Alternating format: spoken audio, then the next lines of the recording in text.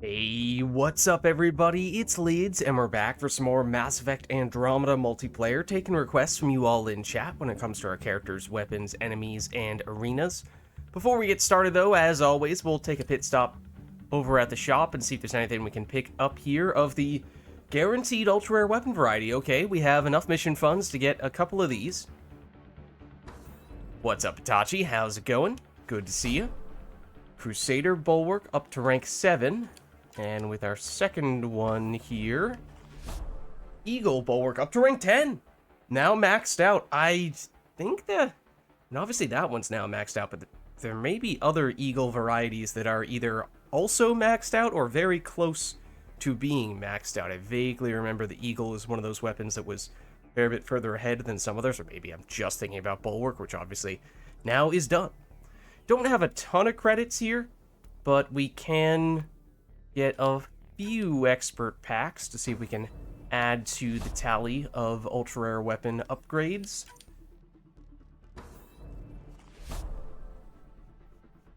Always good to see some of the ones with the X's next to them. Oh, what do we have here? It's more Bulwark, and that does have an X, but it does have an I before that X, so not quite maxed out with the Savoa Bulwark. Generally speaking, just to clarify, game, we would probably prefer either Concussive or Siphon rather than Bulwark. Yes, of course, eventually, if we are to max out all weapon varieties, then we will need those two. But Roserad Concussive up to rank 7. Now, typically with the Roserad, I tend to use it as a Siphon offhand, but it is very good. And the Concussive is not bad either. It's not amazingly accurate, but it's accurate enough that that's probably still decent. Oh, wow. Okay, well now we're getting Silhesh Concussive. Wishing we had more credits today, because turns out we're doing pretty well in terms of quantity of ultra-rare weapons, ultra-rare consumable on that occasion. Now, yes, sure, maybe we might have something to say about which types of weapons we're getting, but at the end of the day, I mean, take any ultra-rare weapon upgrade we can get. Can't be too picky at this stage when we still have a lot to go. As for what we have dailies-wise today, it's Sandstorm and it's Combat Mastery, so we could do any difficulty, but we would be somewhat limited in the character that we choose today. Oh, no worries, Itachi. Yeah, usually I try to make a point of logging on right around when the dailies reset. Obviously, life happens, and that can't always be the case, but generally speaking, that is when I'm playing matches, when possible, at least. Combat Mastery, for me at least, I tend to go with the base human soldier, spamming the concussive shot and the frag grenades. And let's just take a quick peek at what the various Apex missions are to see if there happen to be any that are at Sandstorm. There are not. Ooh. Flat Apex for the modifier, that's about as good as it gets with Go for the Eyes. The map and the enemy, though, the map is objectively, well, I mean, I guess it's inherently subjective, but it is by most accounts the most difficult map for Platinum, depending on the objectives that you randomly roll as your chair makes a loud cracking sound. And we have no control over what objectives we get. And then Outlaw, as I've said many times before, not a big fan of that. Obviously, on Platinum, you're going to get a little bit of every enemy, so one way or another, you're going to see some Outlaw enemies, but there's some aspects of this that are great, other aspects not so great. But nothing on Sandstorm, so it's not like we can double dip there. But let's, speaking of Sandstorm, set it for that. Maybe I'll set it on Platinum just to facilitate other people's attempts to join us. So let's create the lobby. It is public. It should now be joinable.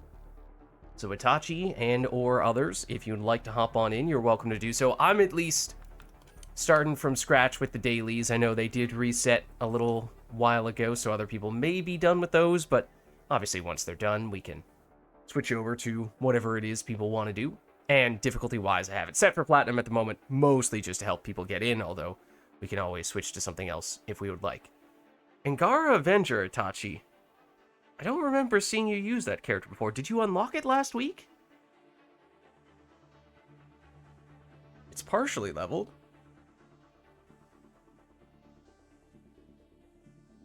On Tuesday. Oh, nice.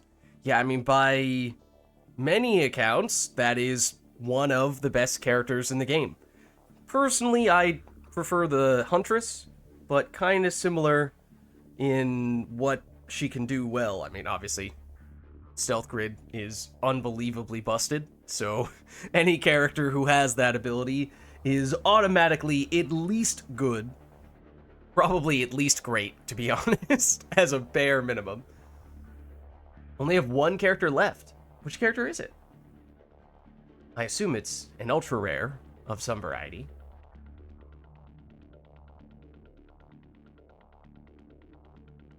So this was your second to last character in that case? Batarian Vanguard. Okay.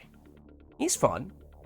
It's a little impractical in some way. I mean, he's unfortunately quite squishy, but he is fun. Yeah, getting the Angara Avenger, that's a pretty big deal. Definitely one of those characters that, again, because of Stealth Grid, can really excel on the higher difficulties.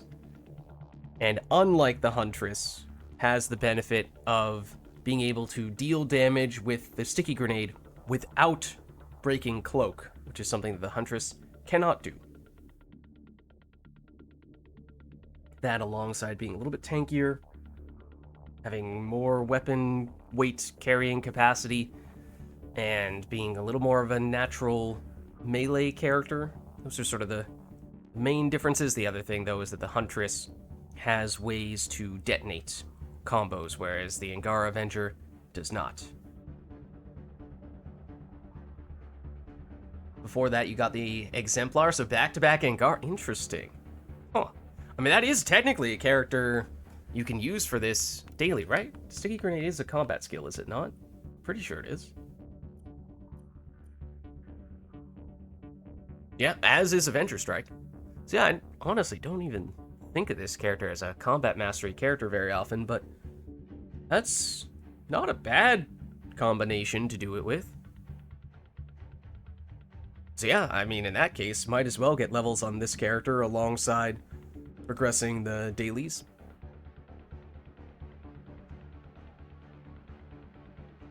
What, Moonlight? Is that Moonlight? How's it going? Theoretically, it says you are not a first-time chatter, so maybe you stopped by before, but I don't remember seeing you. But thanks for stopping by. We, today on Fridays, we tend to do Mass Effect Andromeda, and then on Saturdays, we do Mass Effect 3 multiplayer. So we do both, if that's kind of what you're getting at there. Sovkrin, howdy do. Happy Black Friday. That is true. We are streaming on Black Friday for this one. We have room, so if anyone from chat wants to get in, obviously we have Itachi in here, but we have a couple more spots, as I was saying before. I think both of us still need both of the dailies, so we'll at least initially focus on those, but should be able to check them off relatively quickly and then move on to whatever bigger and better things we would like.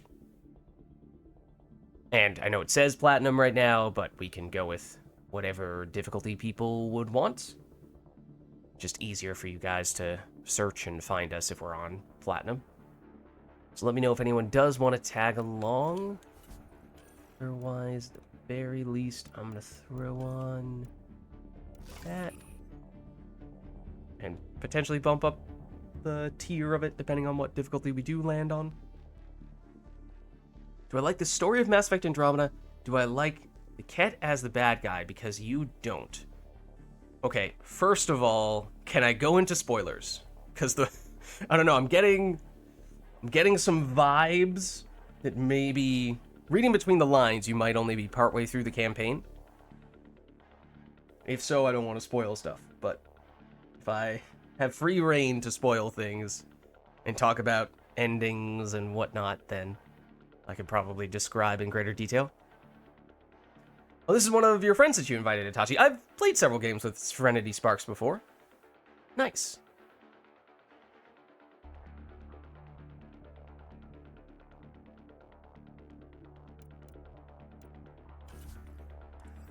Alright, they, however, may not know that we are potentially not actually following through on Platinum.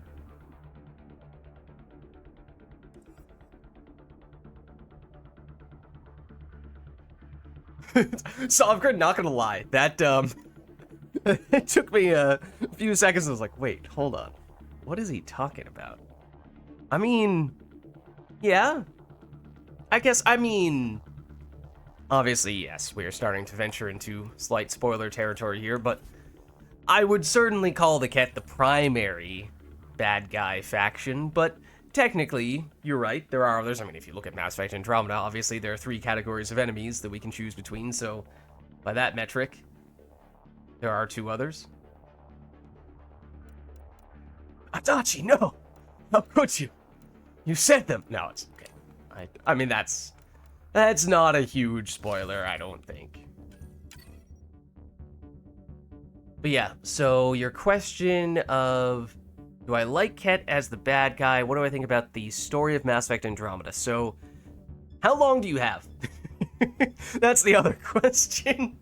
Because I could talk about this for hours. Oh, also, I forgot to jump into Discord. Hold on, while we're loading in, quickly, tab out of the game, tab in to Discord.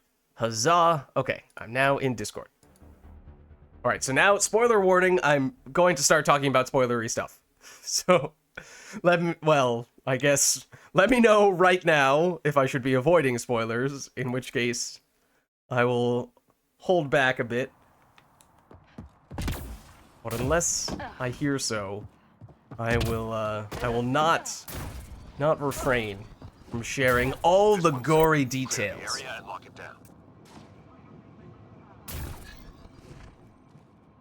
But yeah, big picture, I mean, I guess I don't have to go into super specifics here, so this can still be somewhat spoiler safe. But big picture, I think not so much the particular things that happen in the story. I mean, to a certain extent, yes, but just the way that they approached the decision-making processes in Mass Effect Andromeda, I did not think they executed well. I thought that they did not do, because in order to do that well, I think it's important to make it clear what information is relevant to those key story affecting decisions, and what the potential options you're choosing between mean. Oops, I did not mean to do that either. Oh my god. I'm getting a flatline. So, I think that Andromeda did not do well in either of those things. I think that Andromeda did a bad job at times, at least sometimes a very bad job, of making it clear what information was relevant, and at sometimes an abysmal job of making it clear what would happen with your various choices for the various branching decisions. So what that means in practice is that there would be times when you would make a decision and it would seem to be important, and it either wouldn't actually be, or it affects things in ways you didn't expect, or that's really the big part, is that you make a choice thinking, okay, I prefer this option because I can reasonably predict that these are the kinds of things that might happen if I choose this, and I think that's better than the alternative. But there are many times when the game just does not seem to give... There's little to no correlation between what the preview says your character is going to say or do and what actually happens, and then, you know, what the after effects are as well. So that's just a really fundamental factor that if you want to have a game that is based primarily around having these branching storylines with key decisions that you're allowing the player to make, that you need to nail those things in order for it to feel fair and to feel like the player has the control that you're trying to give the player. Because if the player chooses something and then just something seemingly random happens out of nowhere, then it's like, okay, are we actually allowing the player to choose things, or are we just randomly making things happen? Because it can start to feel more like the latter. So that's where I think Mass Effect Andromeda, the story, did not do well. All enemies clear. Keep it up. But do I think Bioware is 1 for 2 with Mass Effect Andromeda and Dragon Age Veilguard because I love the open world exploration? Well, I did not play Veilguard, so I can't really speak to that. I mean, I've played through the Andromeda campaign, and I've played a lot of the Andromeda multiplayer. So I can speak to that. But when it comes to Dragon Age, I did play a little bit, maybe a little more than a little bit. I played a somewhat decent amount of the first game, Dragon Age Origins, which came out a fair while ago at this stage. But I had what I guess you could call technical issues that ultimately led to my save file not saving. So eventually I was going to have to restart the game from scratch, and I was not particularly keen on doing that because I put a lot of time and effort into the game, even though I hadn't made it that far through just yet. So it just didn't really sit well with me starting over like that. So that's why I've played some of the first Dragon Age game, but not any other Dragon Age beyond that. So I can't really speak to anything Dragon Age with any authority. But I've played the original Mass Effect trilogy many times, and Mass Effect 3 multiplayer a whole lot, and as I said, Mass Effect Andromeda a whole lot. So, although not a lot of Dragon Age experience, I can speak from a place of Mass Effect's trilogy and Andromeda experience. So if I had a chance to talk to the people... 1 second, wait, this round is over. Is it almost done? So you read your message, get my full attention.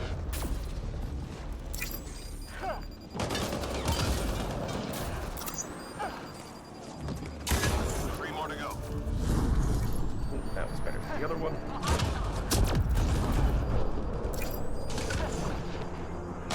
Good. Stay sharp. Okay, so if you had a chance to talk to the people about Mass Effect Andromeda, what would you tell them you think they needed to add and switch up? So I think those would be, from a campaign standpoint, I think those would be the biggest things. Would be, make it clearer what is at stake with various branching decisions that the player can make, and make the previews more reflective of what actually happens after the fact, or just make it clearer what can happen, generally speaking, how impactful certain decisions are and all that, or not impactful decisions are. From a gameplay standpoint, that's also something that frustrates me a bit at times, is people who play Mass Effect Andromeda often say, like, oh, well, it's a very underrated game. Like, people just never gave it a chance because they heard about all the bad press the game got when it launched. And yes, that is true to a certain extent. But the game is far from flawless, even from a gameplay standpoint. The gameplay might be the strongest point, yes, but there are a lot of bugs. Most notably with the Outlaw faction enemies. Oops. Teammate injured. Oh, I did hit the heal button. And then it revived me instead. After I pressed the button, that was weird. Got a fiend in play. Things like the Audi enemy, good example, which is sort of like the outlaw version of that dog we just saw down there. The ones that can't turn invisible, but they do grab you if they get too close. The grab animation from those enemies takes priority over every other possible action and animation in the game, regardless of when that other action or animation is initiated.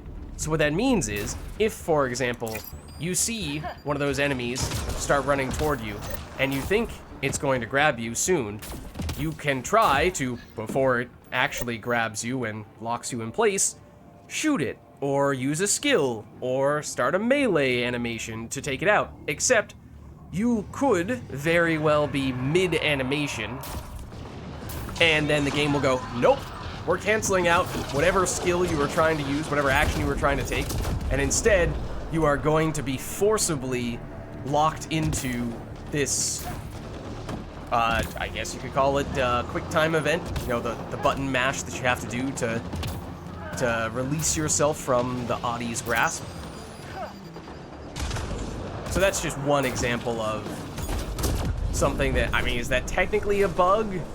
I don't know if it's a bug or if it's just kind of very sloppy game design that didn't have enough playtesting in it. But stuff like that, stuff like, again, outlaw enemy, but saboteurs, which are the ones that can either be Angara or they can be humans in the campaign. In the multiplayer, they're always Angara.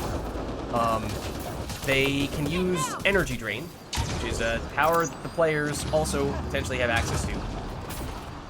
And it does a lot of damage against shields, so usually if one of those enemies hits the player with the energy drain, then all their shields go down. And the other thing is that it is supposed to give the user, and in this case that means the enemy, their shields back when they use this ability. However,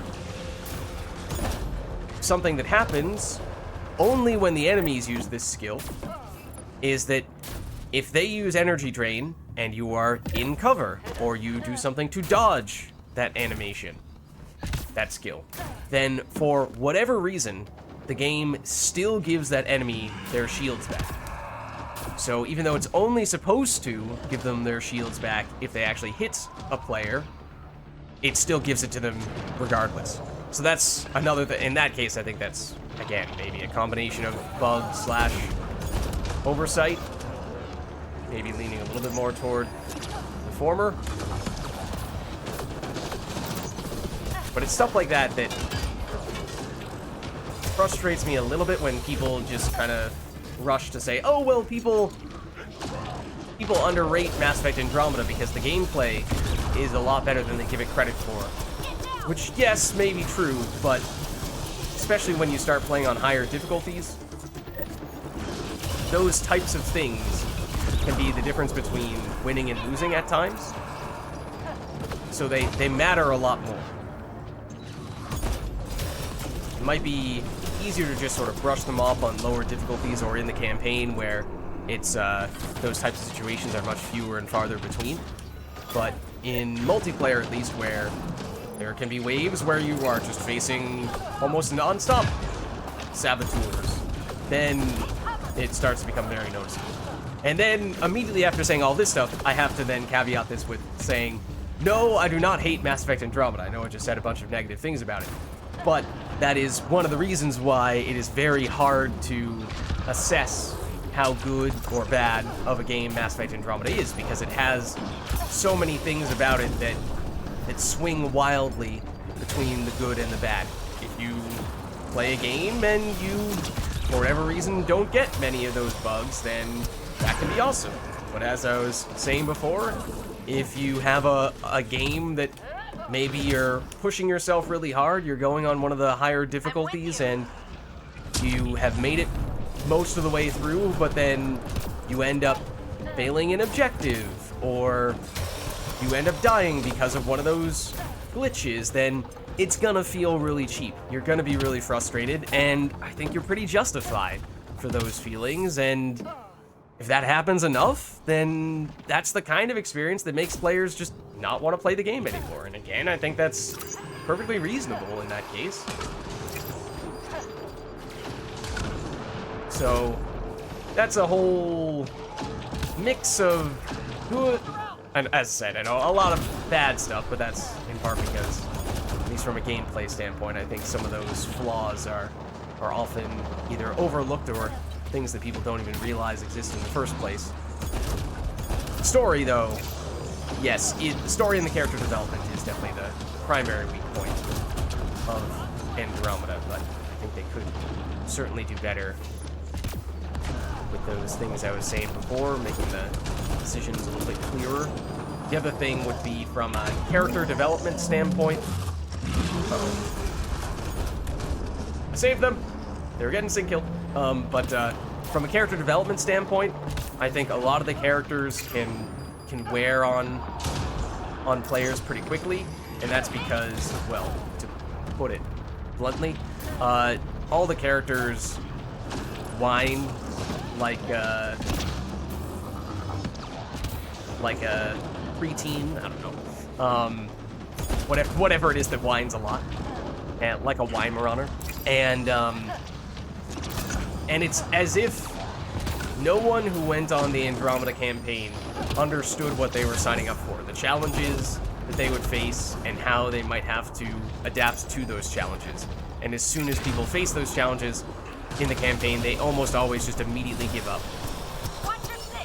Which just kind of takes away, for me at least, a lot of the immersion, if you will. It's a word that I think is very overused when it comes to assessing games, but I'll use it here nonetheless.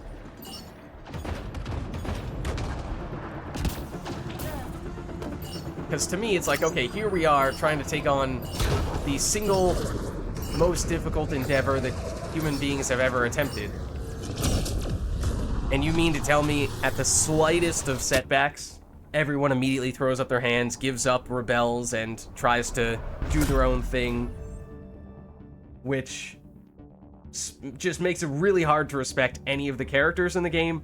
Not to mention, it also undermines all of the efforts that the Andromeda Initiative is trying to make, because here we are trying to make a big deal about Ryder being the main character, being the Pathfinder, how that's a huge responsibility, trying to find all these adequate places for humans and other species to establish colonies, basically, in the Andromeda Galaxy. And there are all these things that make that extremely difficult, and therefore, you know, that makes the player feel like it should be a really big accomplishment to achieve all these things that the protagonist sets out to achieve.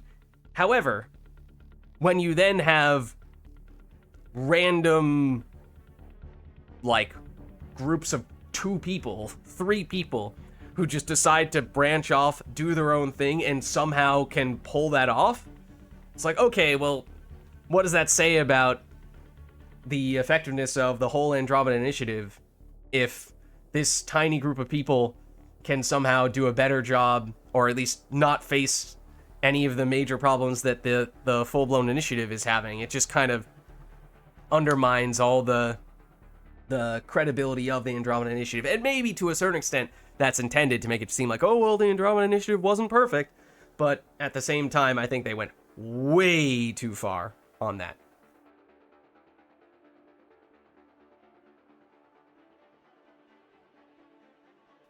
Then there are things they could have added that they intended to add at one point, like I thought there's an R in the name somewhere. Is it Jardin or something like that?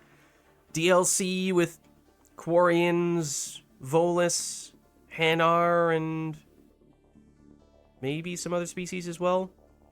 Batarians that never got added. So it's very hard for that reason to just quickly say, these are the good things, these are the bad things, because there are a lot of different factors at play.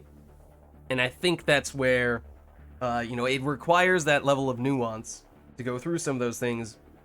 And if you're just looking for a quick 10-second answer, you're not going to get a very accurate, not a very representative answer. And that's maybe why it's so hard to to characterize what the Mass Effect Andromeda experience is like. We do still have room for one more person if anyone else is interested. Also, the lobby remains public, so if you want to join mid-match, that is also something you can do. One sec, let me just double check. I did not necessarily focus as much on combat powers as I would have liked to have done. I was maybe focusing a little too much on the rant. That's fine. No worries. There's one other point that I was going to make, though. I forget what it was. Oh, maybe it was just the other question that you had. The feelings about the Nexus addition to the Mass Effect intro. I'm not exactly sure what you mean. Just like the Nexus in general as sort of a hub area?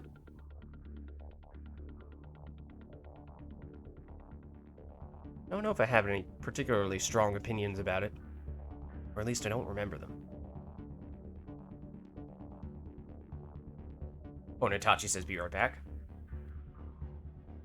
Yeah, I know I just shared a lot of opinions about a lot of different aspects of Mass Effect Andromeda. But the Nexus, I don't know if I have any strong feelings, positive or negative, about it.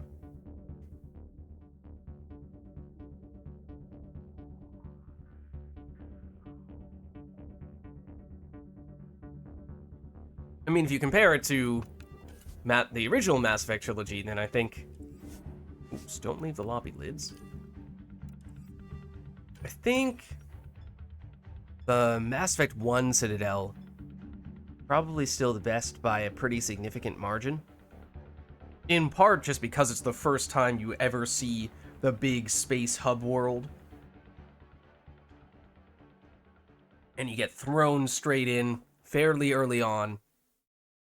And so from an immersion, from what's the phrase I'm looking for?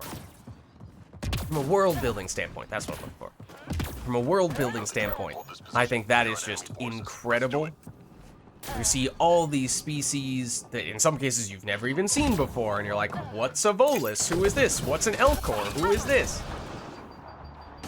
And you very quickly start to learn, like, oh, these people talk differently, they act differently, they have their own way that they, their own experiences and history and whatnot. And so that makes the Mass Effect 1 Citadel, that was bad, along with everything that comes along with it, so good.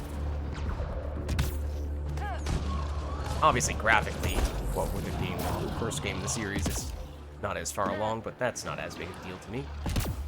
This is also coming from someone who has Mass Effect 1 as their favorite game in the series, but that's one of the reasons. So, like, the point I'm making, I guess, is just that it certainly, at least with Mass Effect 1, the Citadel, I think, is one of the strong points of the game. And so, I guess you could say that the Nexus not necessarily being a strong point is a weak point, but that's maybe a little more critical than I would look to be with it.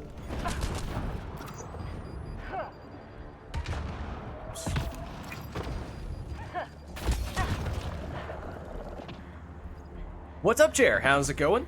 Good to see ya.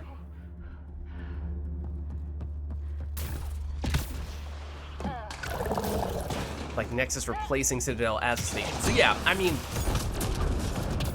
I think I do still prefer the Citadel. I mean, I do still prefer the original trilogy to Mass Effect Andromeda, so. But the Citadel changed between Mass Effect 1, Mass Effect 2, and Mass Effect 3. And some of the later Mass Effect games, I wasn't as big a fan of the Citadel, in large part because they made it significantly smaller, and it just felt like that took away a lot from the significance of the Citadel. It felt like, this is just a place with a few shops in it, not a full-blown galactic space station of every notable species in the galaxy, and so making it smaller kind of takes away from all that.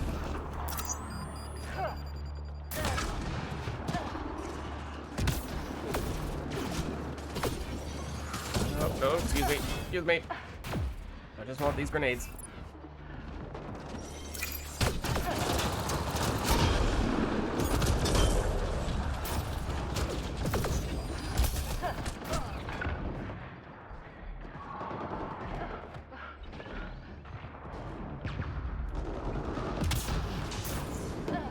Did get it. Ooh.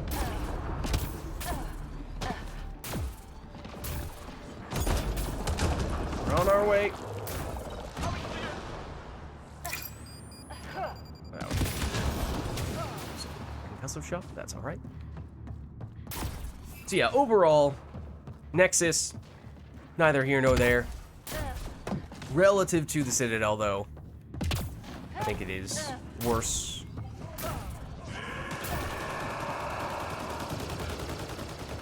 But at least to me, probably not enough so to feel like that's a major flaw. Oh, that guy just went flying.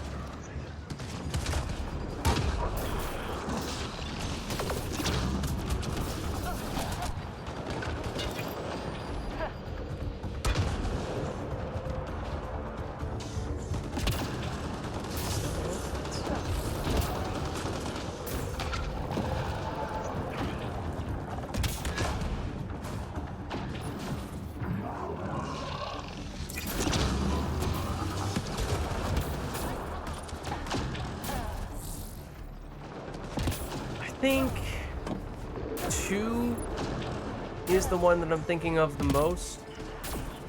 I mean, because you start to get into Mass Effect 2, they more or less just say, or at least they set it up such that you are only ever seeing a small fraction of the Citadel. Look, I forget what section, but they give a number to it. It's like, you know, Dock 32 or something like that. Or maybe each floor might change that number slightly. But you only get what is in theory a small fraction of the whole Citadel, and it feels like it should be bigger, and there should be more there. It should be more significant. So to me, that's disappointing. Mass Effect 3, it's a little bit less so the case. Although I think, you know, Mass Effect 1, that's when you have the Presidium, the main area in the middle. So you can walk around, and that's what makes the Citadel feel so big. Is that beyond just having specific places for shops and even places where people live in the wards, you have that big open area. You have that a little bit in Mass Effect 3, but you barely have that at all in Mass Effect 2.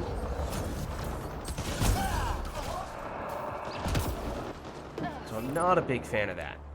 And sure, from a practicality standpoint, or from like a Bioware developer standpoint, maybe that is in part because in Mass Effect 1, you basically have the Citadel and just the Citadel as the hub area, whereas in Mass Effect in both 2 and 3, right, you have a few other places where it's also sort of a hub.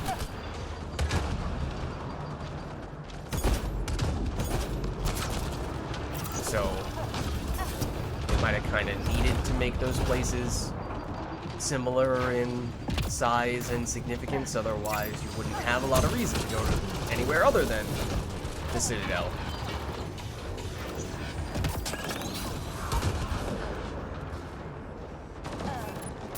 Convenience-wise, yes, maybe if those other places like Ilium, like the Lair of the Shadow Broker, if they were closer, maybe that would give you reason to go there even if they didn't have all the same features as the Citadel, but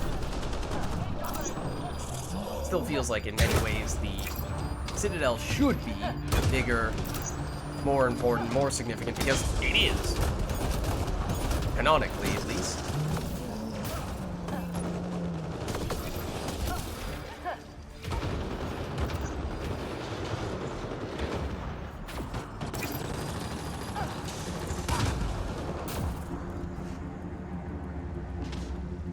Emily, oh yeah, and then they killed Emily Wong out of the game. I hate to break it to you, she does die. But the players never see it. That was something they chose to do, something like a comic, or maybe not even that. In like one of the news broadcasts that you hear, possibly in-game at that point, but that means that you're not seeing it firsthand, or experiencing it, or being involved in it in any way, trying to save her. Just kind of, oh, she's dead now. And she was fairly significant, at least in Mass Effect 1.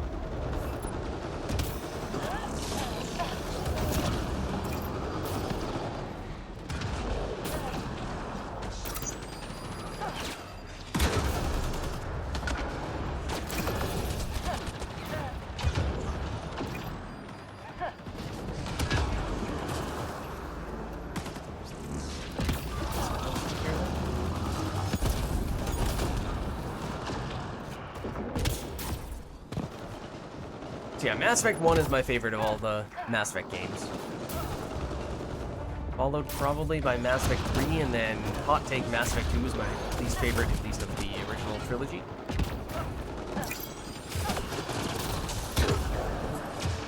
That is in part because it does not go as hard on the RPG elements. Certainly not as much as Mass Effect 1, which goes the furthest in that regard. Mass Effect 3 is kind of the middle ground there. But also, from a plot standpoint, you could, by some accounts, completely remove Mass Effect 2 from the trilogy altogether, and it would have little to no impact on the overarching plot, which doesn't sit particularly well with me.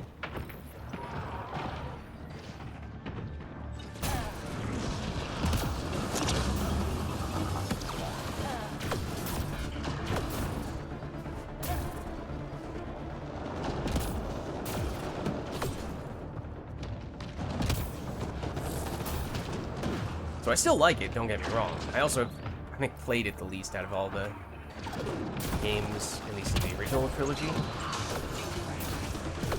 But it is at the bottom of my list. On the original trilogy. Andromeda is probably still on the bottom overall. Definitely the ending.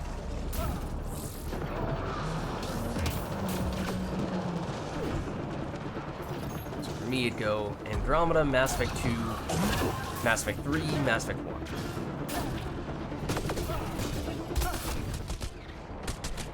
Please round this corner.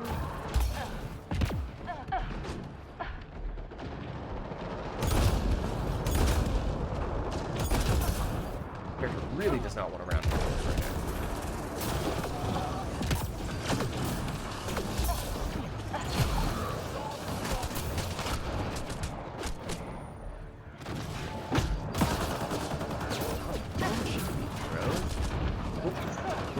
Press the wrong button. I meant to charge a frag grenade when I instead concussive shot at the floor.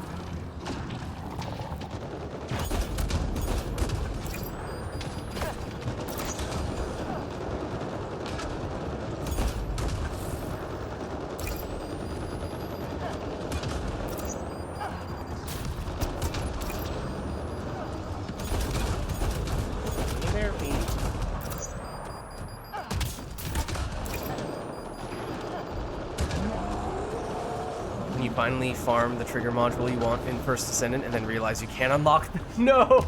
Can't unlock the slot yet.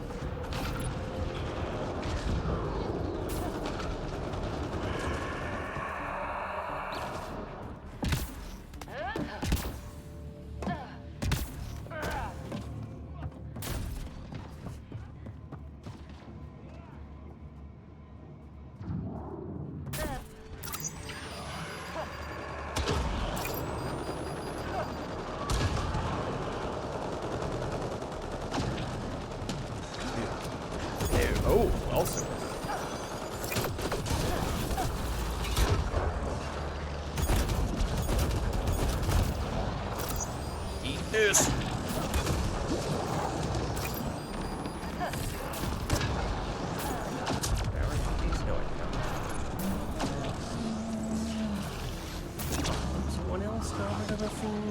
just need to restock on grenades.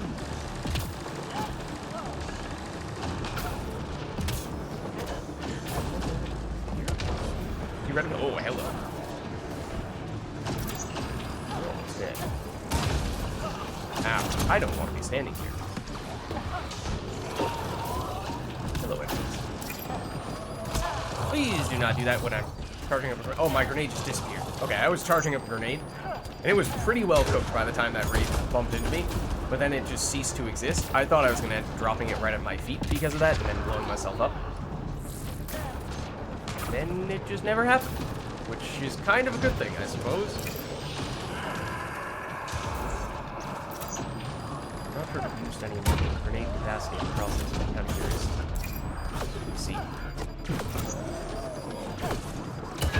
Oh. Oh, wow. It's quite the party here all of a sudden.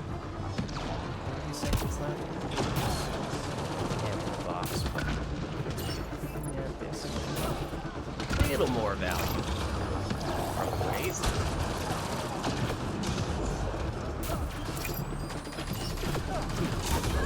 Ow. Oh.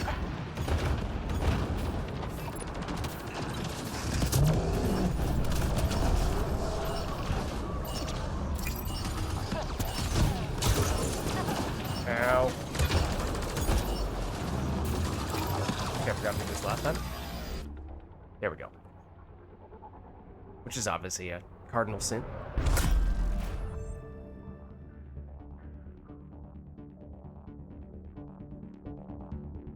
Oh, you got one of the dogs, Jer. Nice. Which one?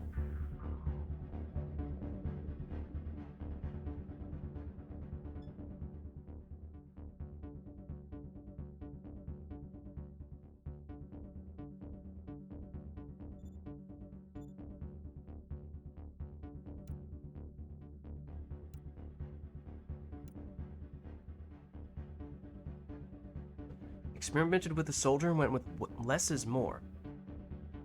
Went with the shepherd. Always loved those German shepherds. Nice. That was the first one that they released. I can't remember if it's inherently set up nowadays that sort of lends itself to being the first one that you get. Went grenade capacity instead of... Hold on.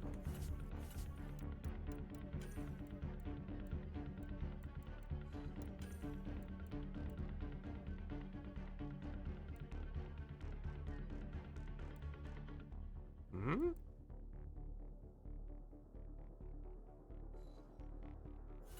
For the gear bonus?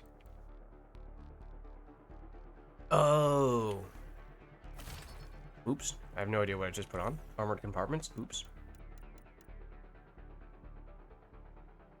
Enhanced munitions.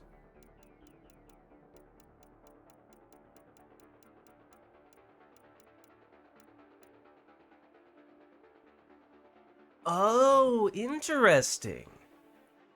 Huh. Never even thought about this. That's a cool idea. And it has been working out. I think I'll stick with grenade capacity, at least for now, but yeah, that's, what, 30% damage? That's the equivalent of... Oh, wow. Gold booster? Gold booster. That's a pretty big deal. Yeah. I mean, I haven't tried using that gear bonus on the base soldier, but I've definitely used plenty of gold combat damage boosters and definitely noticed the difference when I do. So to have that automatically, that damage coming from the gear bonus, it's an interesting idea. But I am very used to having all that grenade capacity, so I don't know how I deal with that. We lost Itachi! No! Alright, well, technically, I am all set with the Sandstorm now, but I do still need a few more combat mastery points, so I don't know if this person still needs Sandstorm or not.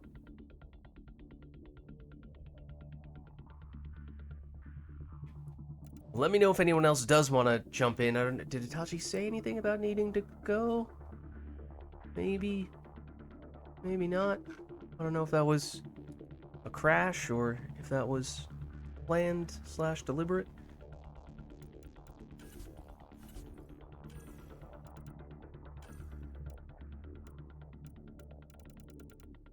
I mean, usually what I do with the base human soldier is, at least if I'm farming the combat mastery dailies, I'll go bronze booster on silver, well, and maybe even bronze as well if I'm just trying to get the points as quickly as possible. Then usually silver for gold, gold for plat, and then basically never use the platinum ones. Except for dire emergencies, maybe. So, to have what I would usually only break out for platinum missions, to have that damage built in automatically was pretty nice. Oh, right, I do actually want to take one of those now, though. The other person abandoned ship? They did not? We actually gained another pub. I've not seen this person before. Okay. Well, yes, the lobby is still public. Again, I don't know if Itachi left deliberately or not, but if you'd like to join us, Itachi, then theoretically, you can still reclaim a spot here, or anyone else for that matter.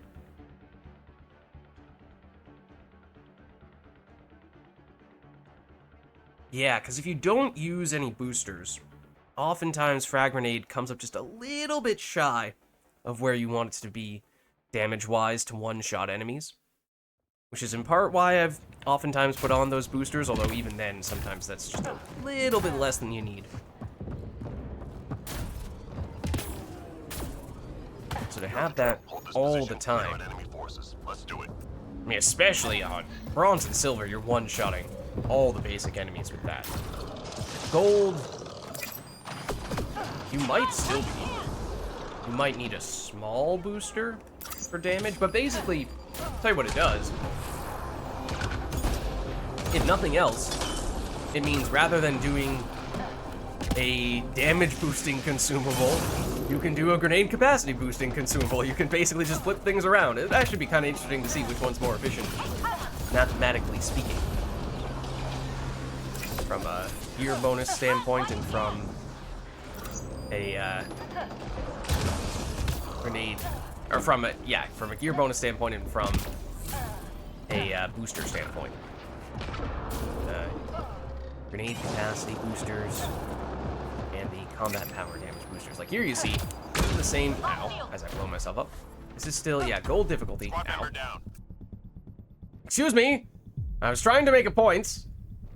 Assembler, rude. On gold against Ket, we were oftentimes throwing frag grenades and seeing enemies live with a tiny fraction of health remaining, which suggests, okay, you really want to have damage booster 1 tier higher. Here you see, that would have been a good example, if not for other people also attacking that same enemy simultaneously. I mean, obviously, we have enough damage to one-shot the assemblers, because those are really basic enemies, but the observers, we do have enough damage to one-shot them, even with just the silver damage booster. So, I guess, I don't really think of it this way, but it does actually depend a little bit on which enemy you're going up against, because I guess Ket can be a little bit tankier than some of the remnant enemies. Enemies incoming. In Warfighter, that's the mixture of combat damage and, what, assault rifle damage? That's at least what it is in Mass Effect 3 multiplayer, but I don't really use it in Andromeda, so I don't remember if it's the same.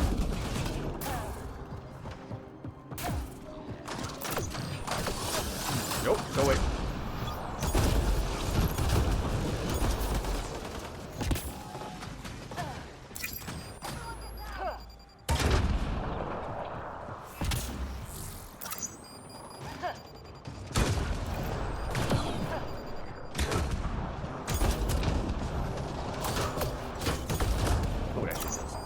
Custom shot. Frag grenade, as just demonstrated there, definitely does. I was not 100% sure that it wasn't going to hit this. In which case, it would have bounced back straight at me, and I would have blown myself up.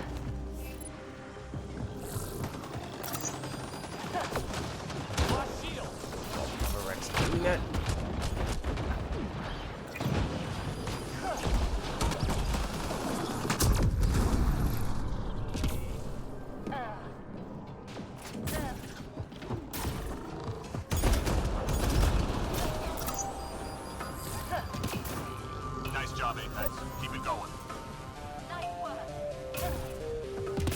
that one's all weapon damage. Yeah, I mean, as we were kind of just realizing, technically you can sort of swap things around between the gear bonus and the booster slot. Enemy tech shut down.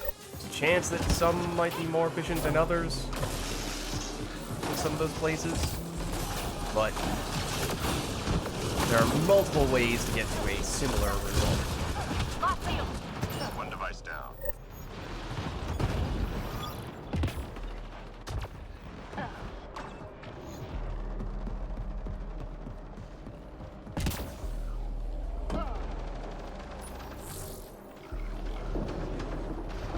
Six frags total. I need 8 piece, I think, or actually 8 and 9. One of them is more than the other. It's concussive shot, I think, has one more than the frag grenades. You know, how much of a difference does that really make? Can you get away with just going pure damage set? Because then, of course, the other thing is that if you have more damage per grenade, theoretically, that is the opposite of what I wanted to do there. I'm very surprised I'm not dead. But if you have more damage per grenade, then you might not need to use as many grenades. So if you're more efficient from that standpoint, may not need as high grenade capacity. There is a little bit of a side benefit All enemies clear. Keep it in up. that way. And yeah, there you see, usually I have 9 for concussive shot and 8 for grenade capacity. And I do use all of them very regularly, and that is why I run around from grenade box to grenade box quite frequently. Destroyer!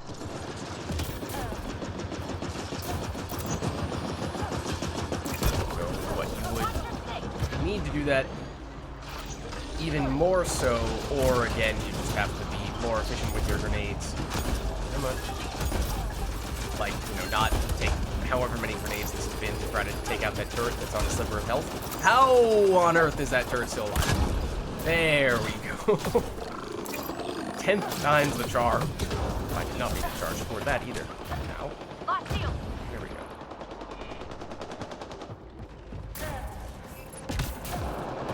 So you may not actually need to run around any more than you, at least 3 extra 3 capacity. If you have truly enough damage that it just doesn't matter as much. Or, you know, you can get more out of each individual grenade. There we go.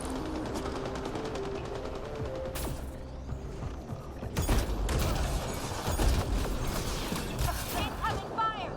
Supposed to have me on frag grenades. Using enough custom shots.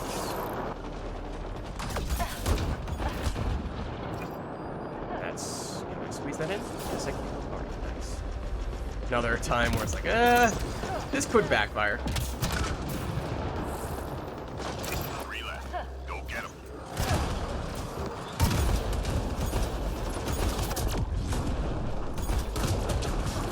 That time it works. Reload. We're tracking reinforcements. Yeah, I've been doing pretty poorly today in general thus far with Enemies headed the your way. grenades.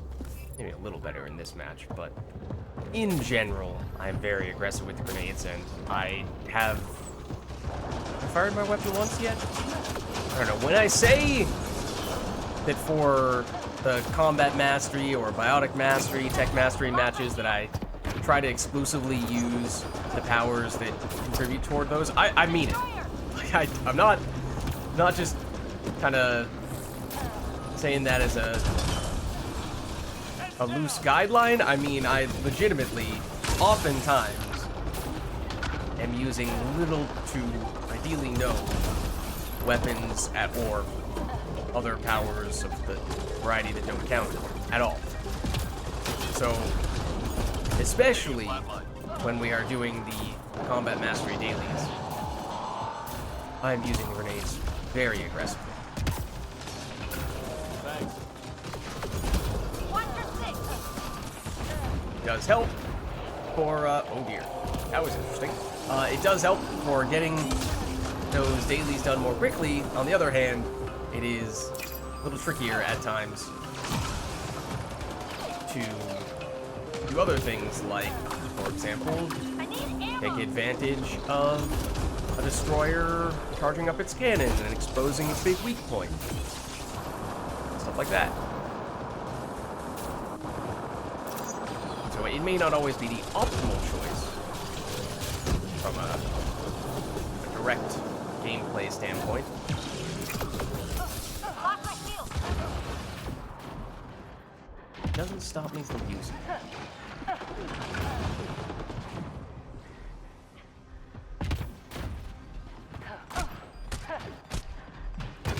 Enemies cleared. Stay alert.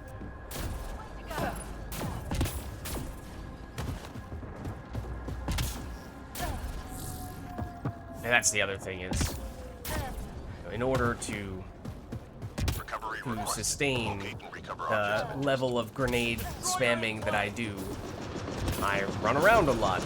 Usually I do that anyway, just because I actively chase after as many enemies as possible, rather than going more of a stationary or camping-like approach. That's just sort of my playstyle. But obviously that's Squad member something that down. differs from person to person. Oh, this is pizza. For a second. Pizza or it was license.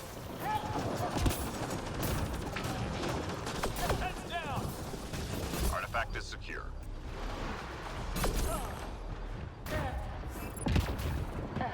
No!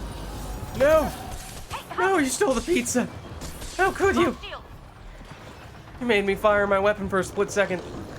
Look what you've made me done. Hang in there, Ape. Look what I've become. Artifact recovered. What? I'm reading a flat line. Didn't get any of it? It's going primarily for the observer that was directly in here with me. Ideally, a little bit more than that as well. I got none of it. Teammate injured. Hold on. I'm working on it. Theoretically. Oh dear. That was not part of the plan. I'm sorry. Oh, wait, what? I forgot. What? Oh, was I? I thought I was reviving someone. Did I accidentally pick up the pizza? I did not even realize the pizza was there. Did someone go down? Oh no. I was trying to revive that person. I didn't even know the pizza was there. What the heck?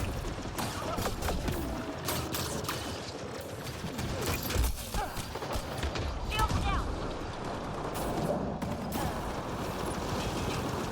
Alright, are they perma-downed? I believe they are both perma-downed. Okay, that's, oops. Good to know. Not good that it happened, but it is good to know. Didn't that just jump off the edge of the map? Right there? Or did I make that up? Because it really looked like it for a second there. Not you. There we go. Oh, speaking of which. Lock shield. 3 left. Go get him. And eventually, long waves, you've been spamming a lot of grenades, you can potentially run out altogether. Fortunately, we do still have some stuff. Oh, okay, that is one way to approach that situation.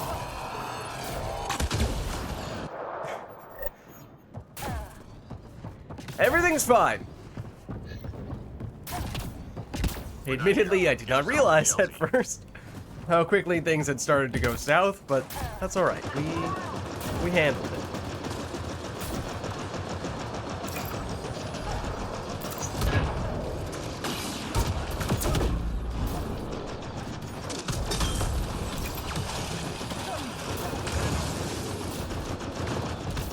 Shield down. Get safe.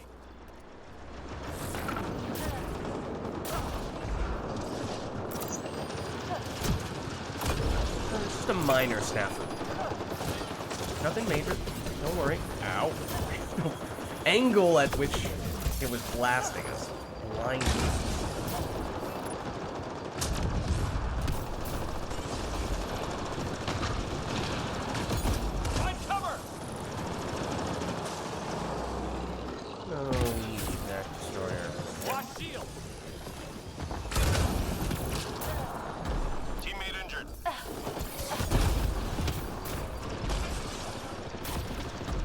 Squad member down. Uh-oh. I was gonna say, this is starting to look vaguely familiar. Hey there. It's like, this would be a great time to actually use our weapon. And we definitely have made enough progress with the Combat Mastery Daily that we could very well use our weapon at this stage. But it's against the premise, you know? It'd be wrong. Lock my shield. Oop.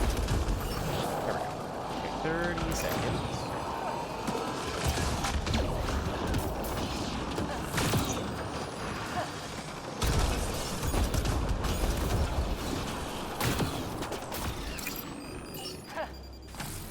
That's not very well aimed.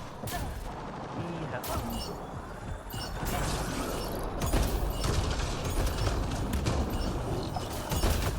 Oh, please vault that cover. Okay, there we go. Mission complete. Full team secure. Good Lock my work. shield.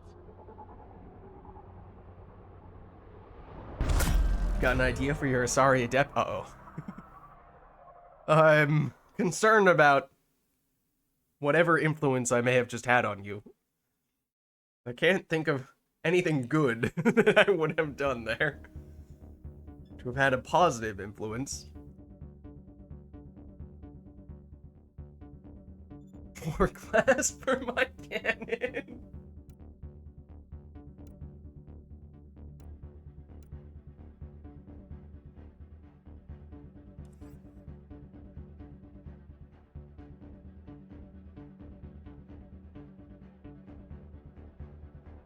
Alright.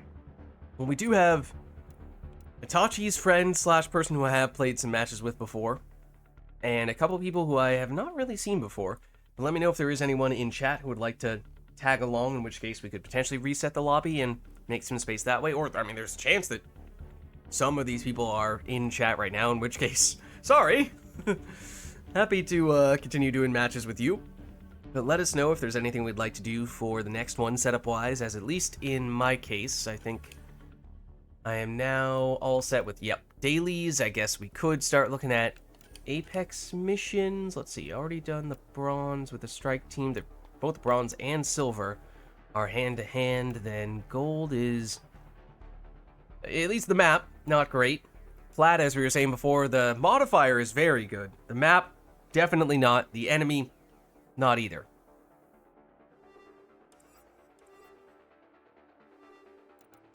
Wait, was that the name of one of these people? No, I don't think so. What are you talking about, Softprint? You trying to say you had one of your alt accounts in here? Oh, Rain, this one right here? I also still am not sure if you're if you're just messing with me or not.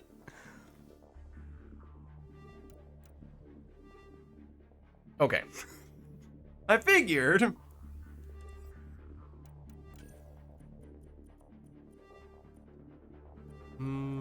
Usually my go-to melee character is this guy. There are obviously other options, but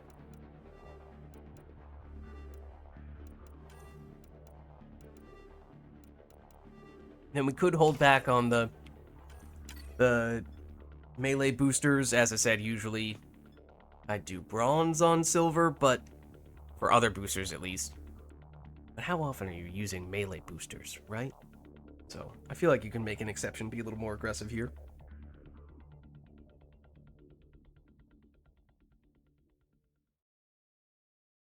But yeah, there is now room for one more person if anyone else is interested in getting in. We are now doing the silver Apex, which is Outlaw Aqua. Silver, obviously. You know the drill. Hold this position. It's hand-to-hand, Clear enemy so forces. Let's do it. extra damage with melee stuff.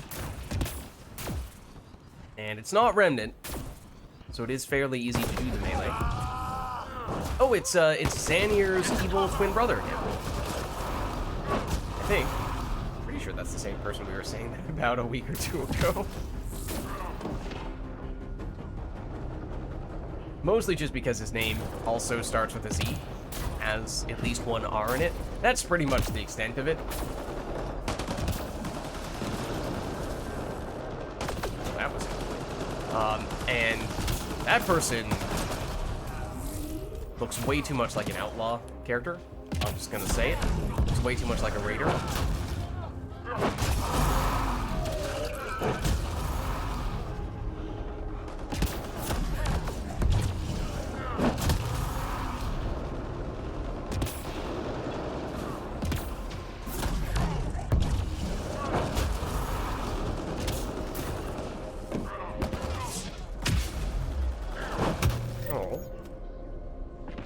Now it's time for the Krogan Smash.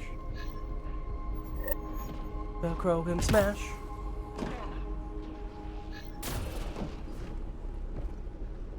Or I guess the Krogan Mash.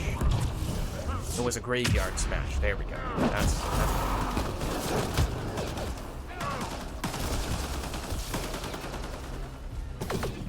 what? Still.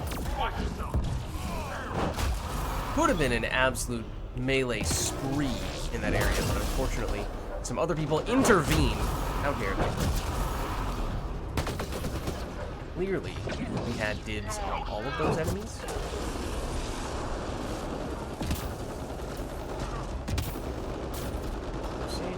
Enemies here somewhere. Here's one. He is no more.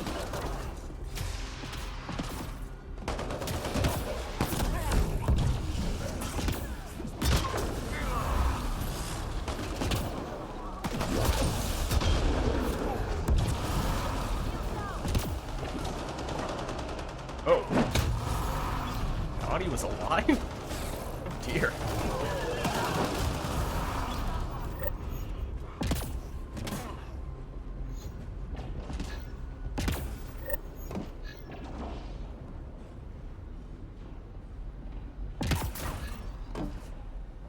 Targets, you say? Well, well, well. You know what that means. Time for some more headbutts.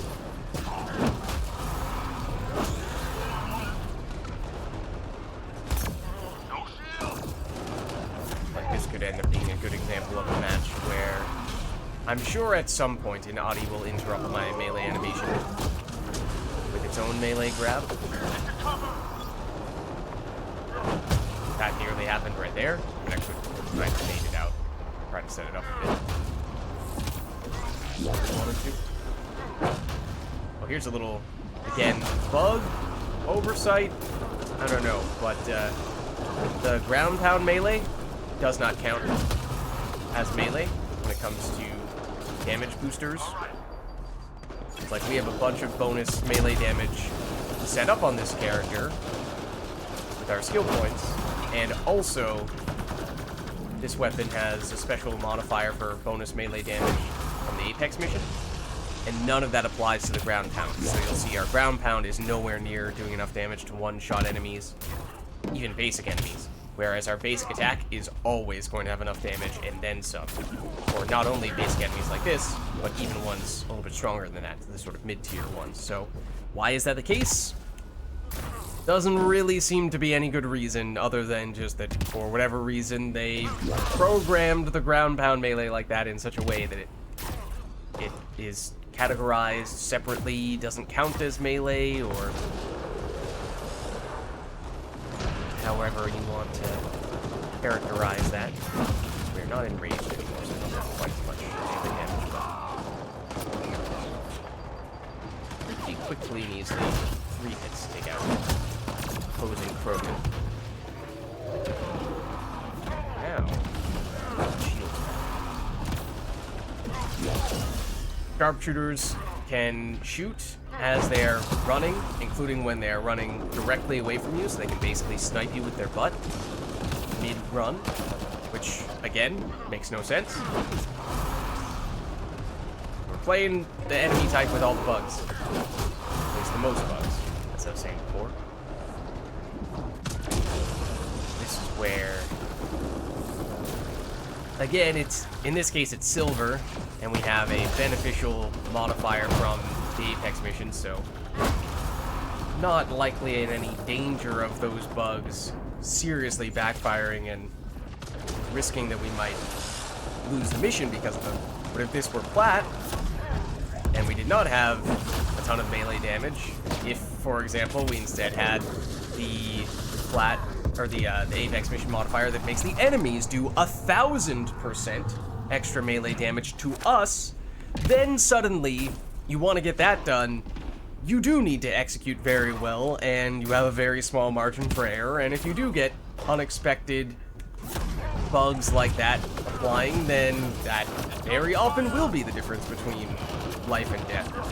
Oops, speaking of which, charging on that occasion would have been the difference between life and death.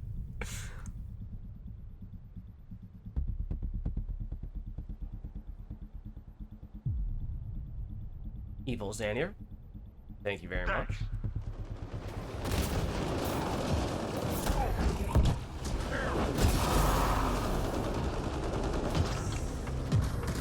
Obviously, we're gonna punch. By punch, I mean headbutt the big robot.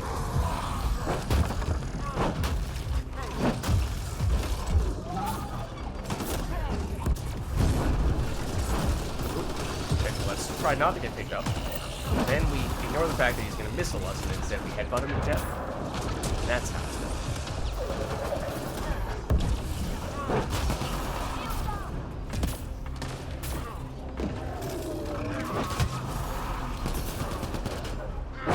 So like I was just pointing stuff out for what? The span of a wave or two? And we already saw multiple of those outlaw-based bugs show up. They're pretty frequent. It's just that that was a thing. Not sure what kind of thing, but it was definitely a thing. Incoming fire! But the issues, they happen frequently enough with Outlaw that you're gonna run into them. It may just be a matter of whether you know that it was kind of a bug or poorly developed feature that led to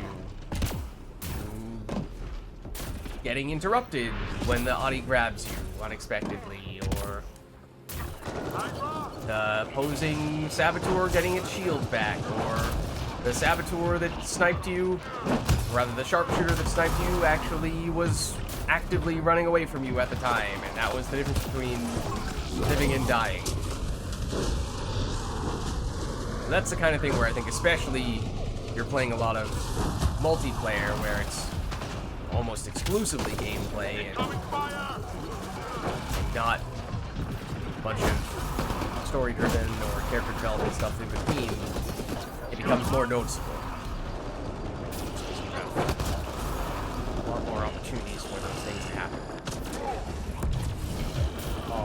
Disappearing Hydras, for example, also that charge did not do damage. I might have done time to set it. That didn't work. We're not in range. Because that is the difference between being able to one-shot and not being able to one-shot sharpshooters.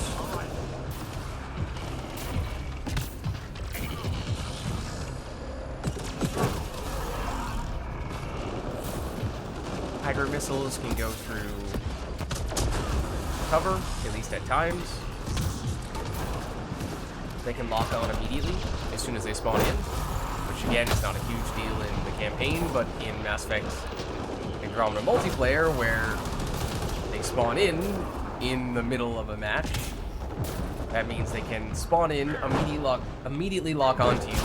You may not find yourself in a place where you can immediately take cover, and obviously those missiles heat seal, so that could mean that,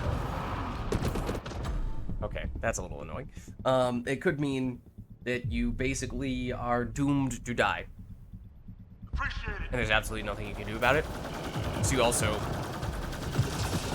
technically might be able to heal mid-barrage to live, but that is not guaranteed by any means, certainly not on Platinum difficulty. It happened to me at least once on One Life to Live Platinum difficulty. Soon as the wave started, immediately missiled by Blaze Hydra the moment it spawns in. Was out in the open where I could not take cover from it, and I was out for the rest of the wave, and we might have lost the match before that, at least in part. So that's the kind of experience that makes perfectly reasonable reason to say, you know what? I can't support that. If that's a design decision that the developers chose to make, I cannot support that decision, and maybe enough so that it would cause people to say, I don't want to play this game anymore. I mean, especially if that's like wave, on the extraction wave, really difficult mission. You've been trying for a long time, maybe it took you longer to get there because you're playing really carefully, you have such a small margin for error with one life to live. I don't remember if that was the case in this situation. What happened to me might have been, I think it was earlier on than that. But point being, that's, I think, more than enough reason to feel like that's pretty cheap and very punishing.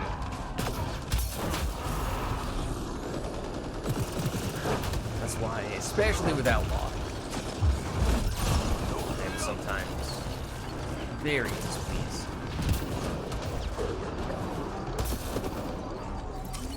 Why, despite being a fan of Mass Effect in general, and in general wanting to defend Mass Effect Andromeda if/when people immediately try to dismiss it as a bad game, at the same time, that conversation goes on long enough. The argument for saying that, no, Mass Effect Andromeda is a good game, sometimes then goes far enough that I have to walk it back and say, well, hold on, let's not get too carried away here.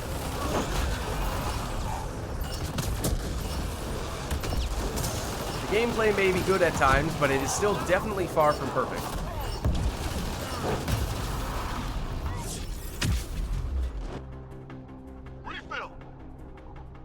The main thing that makes Remnant a nightmare for melee characters is just the flying enemies. Just harder to hit them. Like, observers, primarily. And to a slightly lesser extent, the breachers. Because they will eventually fly up to you since they can only do melee to hit you. But the observers, sometimes they'll fly low enough that you can hit them. But if not, then if you're mostly doing damage through melee, then you just don't really have any way to deal with them. Right, so then you either need to rely on your weapon, which, you know, obviously you can do. Depends on what weapon you're running, but your character might be spec'd more to be a melee specialist or a power specialist, or a melee plus powers. But, you know, in some cases, with the duelist, okay, yeah, backlash is pretty good against the observers, but for the Krogan Vanguard, for example, you can charge those observers. It's definitely not going to be enough to kill them with just that alone. Can't really Nova them, again, not unless they're flying really low to the ground. Is possible, but challenging. And then melee, again, only if they're flying really close to the ground, so it just puts you in a tough situation there. And then similarly, Batarian Vanguard, flat cannon, yes, possible to hit observers with it, but really tough to get the arc, the trajectory of the flat cannon lined up properly to do that. So, depends on the character, depends on the weapon, but that's the main reason why it can be a pain. Okay, let's do it. We'll go for the gold apex. I'm not a big fan of this map, and that is a big understatement.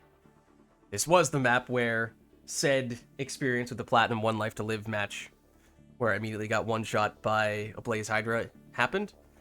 But this is gold, this is not One Life to Live, so it's better for both of those reasons.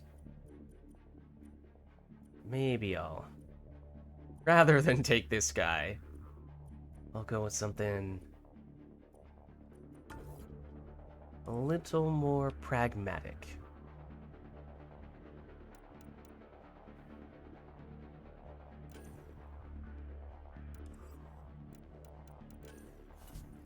Yeah, let me know if anyone else does want to get in. As I said, I'm not sure if any of these people who we're playing with right now are in chat. They may not be, in which case we can certainly make room by remaking the lobby.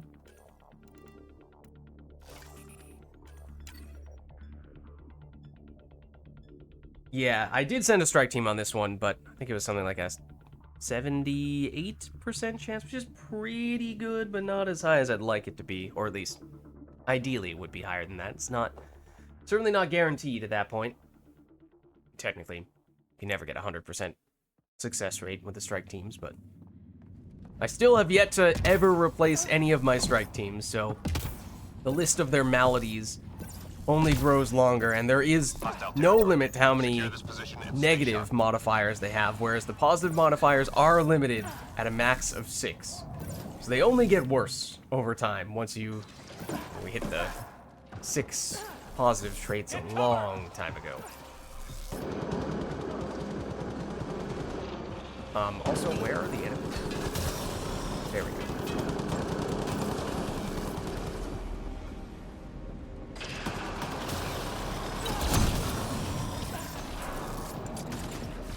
Yeah, so Ket, for example, a lot easier to melee because they don't have any. Well, okay, the Ascendant, I guess, is technically a flying enemy, sure. But probably didn't have much of any plans to melee the Ascendants. Unless we're memeing. Which, I will admit, is a factor for me at times.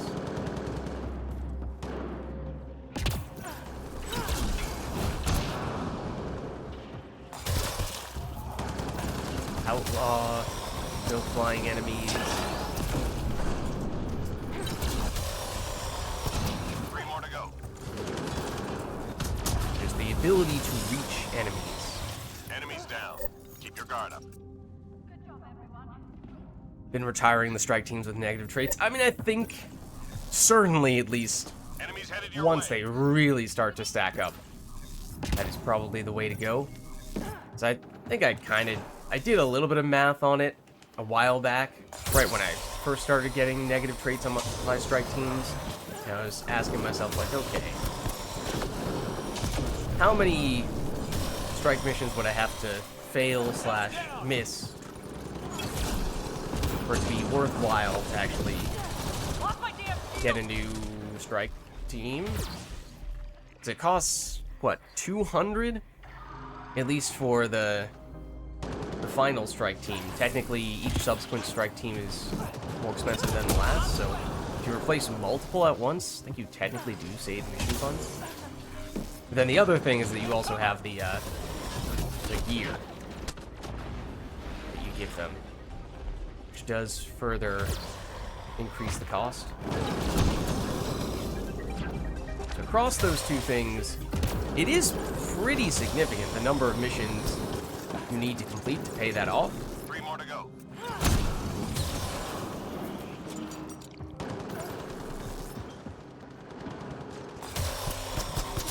Reload. We're tracking reinforcements. Yeah, I mean, I can show you later if you want, but the number of negative traits on some of those teams is quite the laundry list. Intel says the Ket left genetic surveying devices in your area. Let's find and disable them. Okay, I'll tank. You Enemy do the tech objective. shut down. shield down. Not really what I was thinking, but Enemy tech shut works down. too.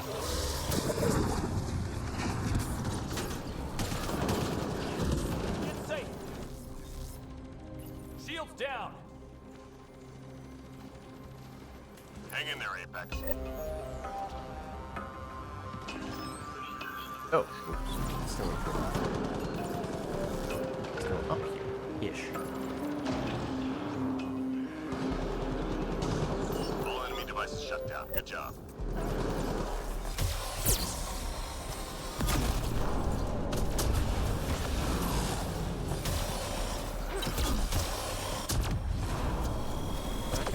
Live fire. All Shields out. frightened. Panicked. Just 3 Fire. hostiles remaining.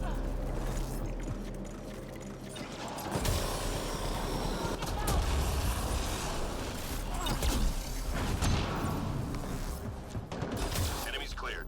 Stay alert. Good job, everyone.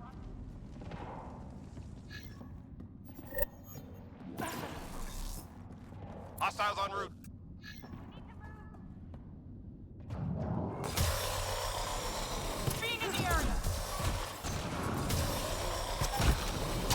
Gotta extend your ammo as well.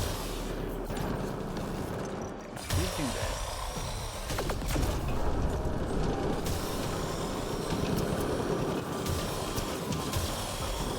Nothing but anointeds. You know what? I'm kind of okay with. Great. Allow me to introduce myself.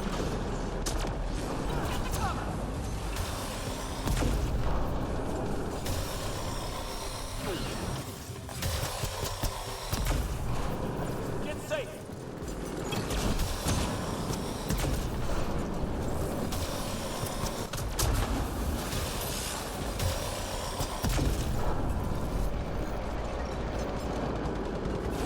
Go. Don't run away now. Relax. Go get him. Reload. We're tracking reinforcements. I don't know. I mean, they have a lot of damage, the Anointeds, and also they have a very deceptive slowing effect when you are actively getting mowed down by their minigun. Ascended. But at the same time, there are several characters that can kind of just farm them. 'Cause it does take them a little bit of time before they start shooting. Their heads are huge. They're probably the single easiest enemy to get headshots on, especially because they are relatively slow, slash, at times are completely still. Shields out.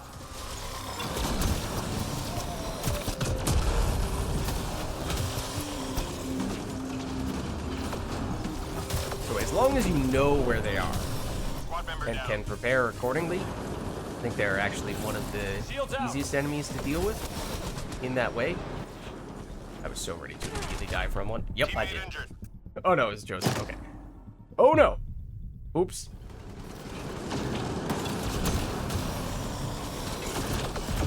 If they catch you out in the open or generally unaware, then they can be a big problem, because they obviously do have a lot of damage. And that slowing effect is a real killer, because if they do surprise you and you think to yourself, this is bad, but hey, maybe I can just quickly get into cover and then I'll be fine. It is great, that slowing effect, at stopping you from getting into cover quickly and efficiently. Heads down. It is oftentimes just enough to prevent you from getting in cover quickly enough, and so it is indirectly the thing that leads to your death. And then you can mess with them with physics abilities. I mean, some of them Devices in your area. Let's find only really work once you get rid of their shields, one device or at least down. work more reliably or more significantly once you get rid of their shields. That is potentially a bit of a factor, but I mean, I also kind of feel similarly about observers as well. I know it's a type of enemy that a lot of people are not big fans of, but again, they have huge damage if you get caught out in the open and you don't see them or you can't take cover quickly. But if you do see them, you know where they are, and you are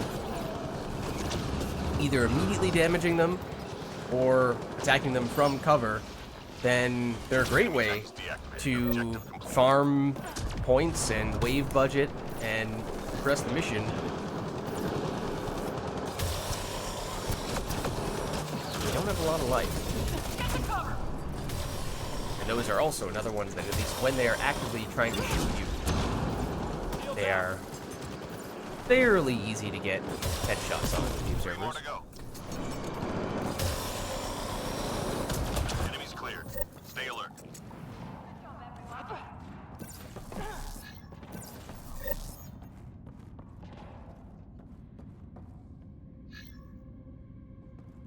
everyone. We're done here. Get yourself to the LZ. Oh yeah, and then the other thing is, with a lot of those enemies, again, once you get rid of their shields at least, there are various things you can do to panic them. It means they won't attack you, they're basically just sitting ducks for a few seconds. And that makes it a lot easier to take them out. Because if the whole thing that makes them difficult to kill is that they do a lot of damage, that means there are ways to make them temporarily not do damage, suddenly they're far easier to handle.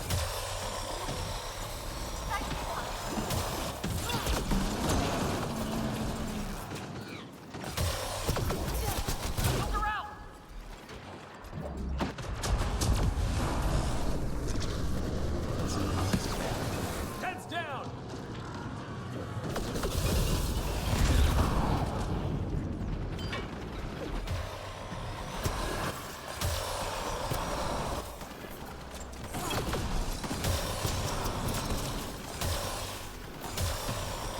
Find cover.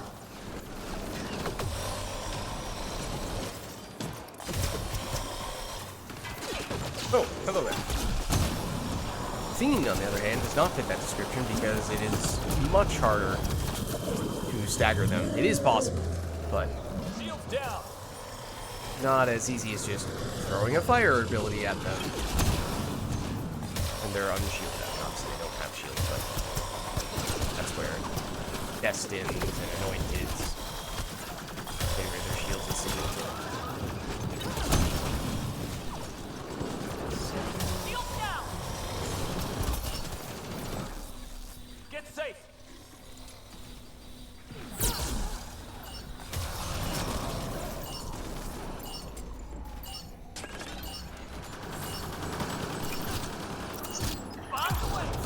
Mission complete. All teams secured. Good work. What's up, Boris? How's it going?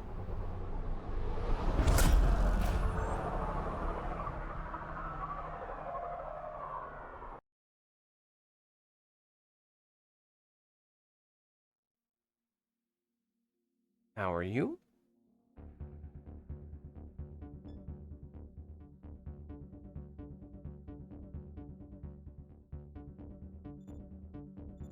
Doing well, just woke up. Still a little drowsy, no worries. Good morning to you, then. As I said, I think we theoretically do have room if anyone is interested in getting in here, because I think all these people are more or less complete strangers. We could start from scratch if anyone would like.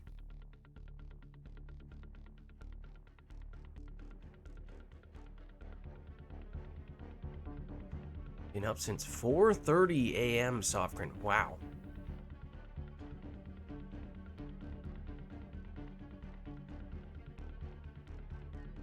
I assume you mean same here as in you are also drowsy, not that you just woke up, because 4:30 a.m. was a long time ago. I think we're in the same time zone.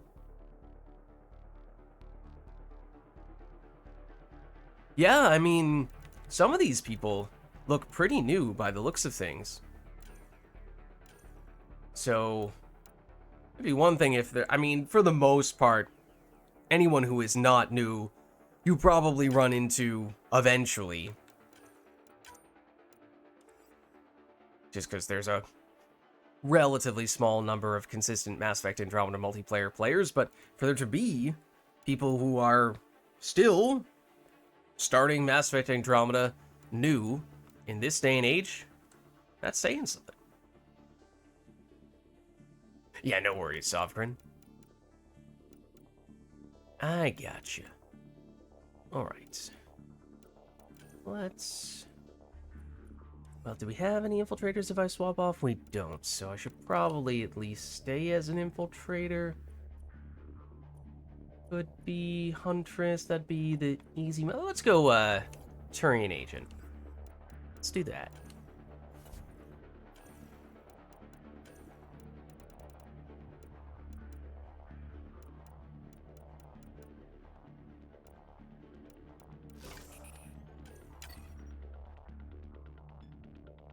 Right, what is it that causes someone to start playing either Mass Effect's any game from the original trilogy or Mass Effect Andromeda right now?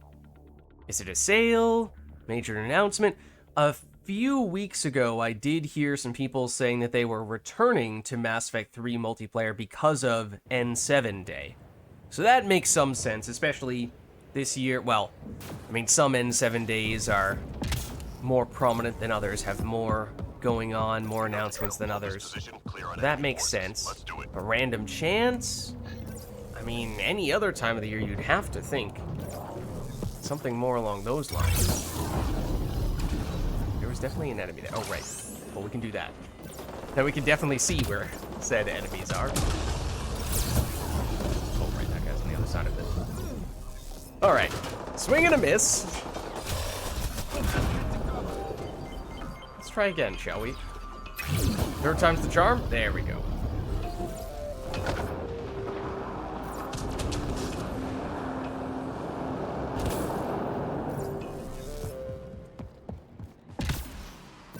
There aren't any, like, game bundles that would have Mass Effect, Andromeda, or any of the Trilogy games or Legendary Edition in them, would there be? I don't know. Like, for example, when Veilguard came out, I know we were talking about it a little bit earlier, and it didn't go particularly well, but that could have, in general, drawn attention to other games made by Bioware. Obviously, more so if Veilguard had been more successful, but there may have also been some gaming bundles that had several Bioware games all paired together, including some of the Mass Effect games that people might not have tried if not for having had them along with stuff like Veilguard. I mean, I bring up Veilguard because I would imagine most bundles would sort of have the common Bioware theme, but there might be other types of I don't know. Humble Bundle? Is Humble Bundle still a thing? I feel like I haven't heard much about that for several years now. Maybe that's just because for whatever reason I haven't been running into it that much, or maybe it just doesn't exist. Or is that so much so the case now that people are like, oh, what the heck is that?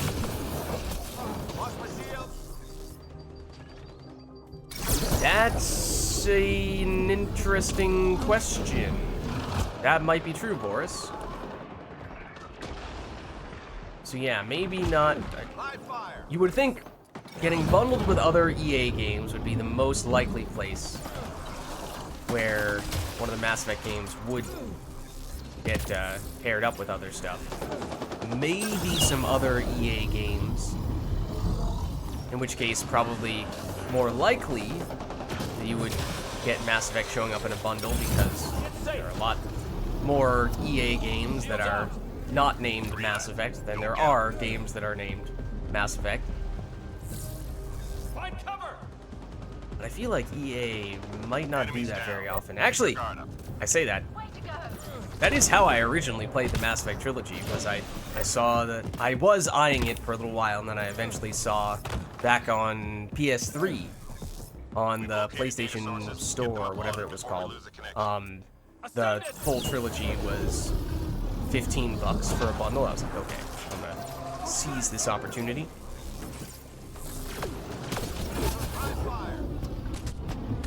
So that's how I got in on the games. So I guess I can speak from personal experience in that case, because I did not play them right at the initial launch. I don't remember what year it was, but it was at least a few years afterward. Because of a bundle. It was all three of the original trilogy Mass Effect games together. It was, I think, still before Andromeda was out. A little bit before Andromeda came out. Almost done. I guess if I had all the dates of the releases in front of me, we could probably work backward to figure out what that was. Andromeda 20. Technically, every time I upload a VOD for any game, and I select on YouTube, there's a little field that you can start typing in, what game is this from? And then you start typing it in, and there usually is a corresponding option to choose. And when you click that option, it has a date next to it, or at least a year next to it. Which is to say, technically speaking, at least once a week, I am seeing what year Mass Effect Andromeda was released, and so I probably should remember. I want to say 2017?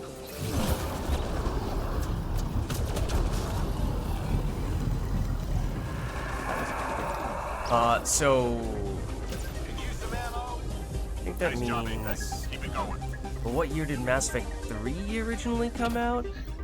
That's also one. In that case, that I should be seeing, like, 3 times a week. Hostiles en route. Was that 2014? No.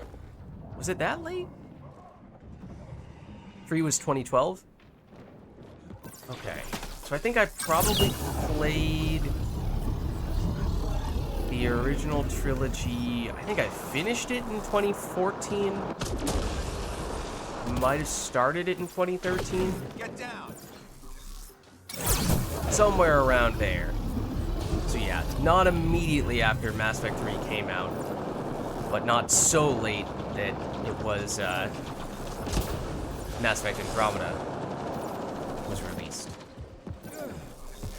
And then obviously Mass Effect Andromeda, I only played for the first time 3 years ago now at this point with the campaign. 2.5 years-ish for multiplayer. Because that one, I waited a very long time. I did not have a console that could run it at first. Eventually, at that point, I was streaming and thought, well, maybe we'll wait to play it on stream. And eventually we did. Like we are right now. Most of the DLC for ME3 was 2013? Yeah, I think, for the trilogy and for Andromeda, for the campaign, I definitely am on the extreme end in terms of time of completion. Like, if you go to that website, I think it's like Time to Beat or something like that. Something along those lines. It basically gives you a bunch of statistics for how long it takes people to beat certain video games. And so, and it gives you a range. It's like, well, if you're doing a quick speed run, then, well, this is the record. This is how long it usually takes if you're trying to complete it quickly. This is the average, and then this is what it takes for the completionist. And so I would occasionally look at this website to see, they have a lot of games listed on it, and they have a fair bit of data on those games.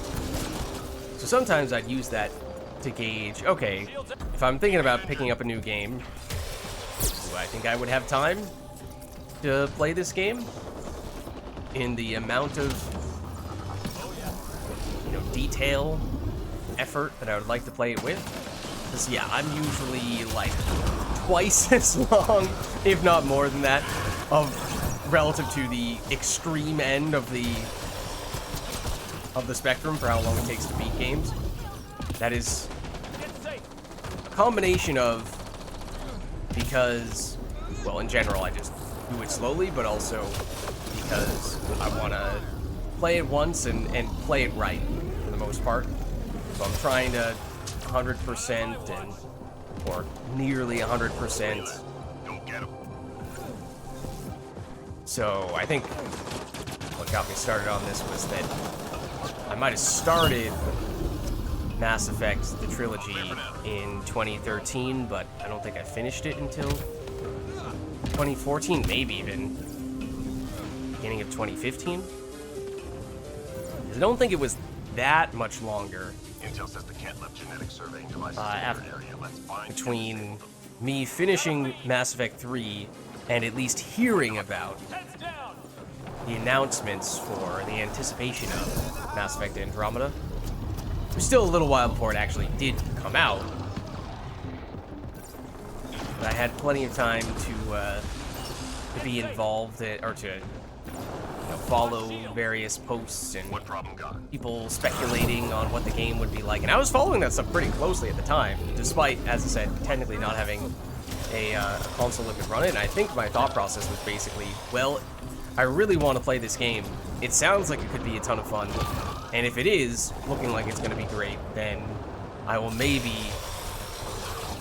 use that as an excuse to find some way to either get a console that can run it or new PC or whatever it would have been. Obviously that didn't end up happening. until what, 8 years later? However many years, I don't remember exactly how many. Find cover. What did we just say? 2016 when it came out? So, several years.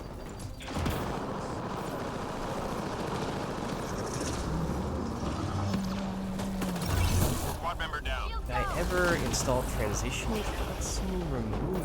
Get I cover. don't remember doing that. I don't remember what those are, to be honest with you. Good work. Transition cutscene.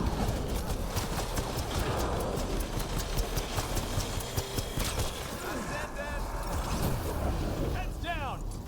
3 more to go.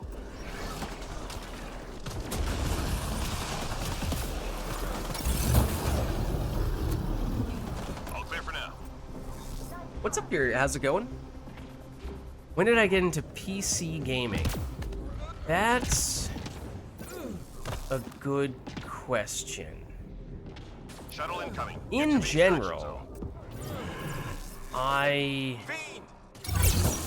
maybe a little bit late to get into full-blown gaming, because at least when I was especially young, I did not have any console. I did not own any consoles, and Heads down.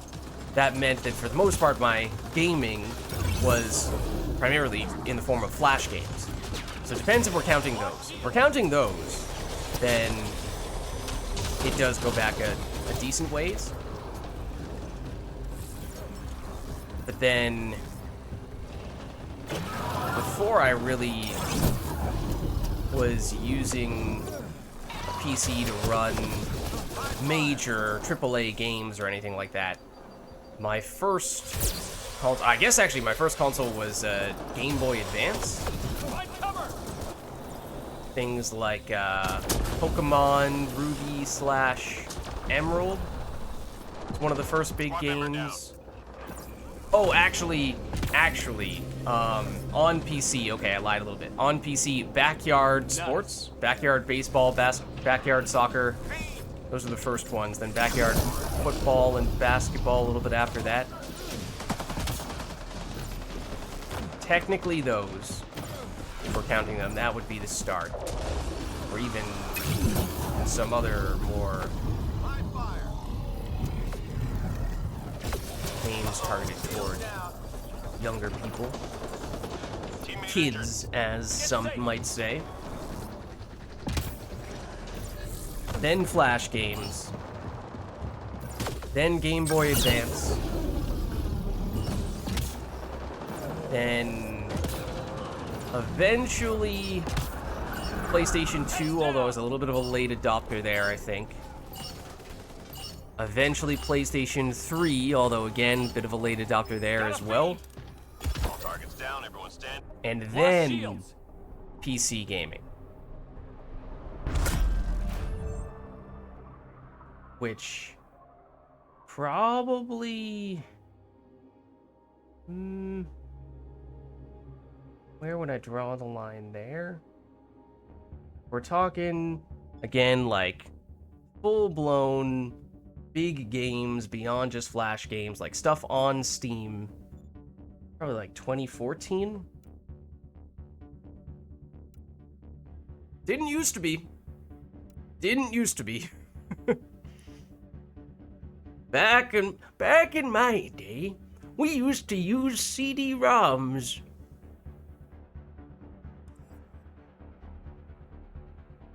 When did Steam get created? I'm pretty darn sure those games predate Steam by a pretty significant margin.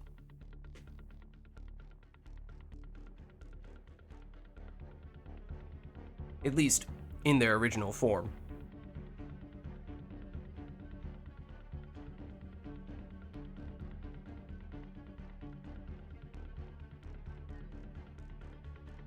I'm curious. I might Google it right now. Backyard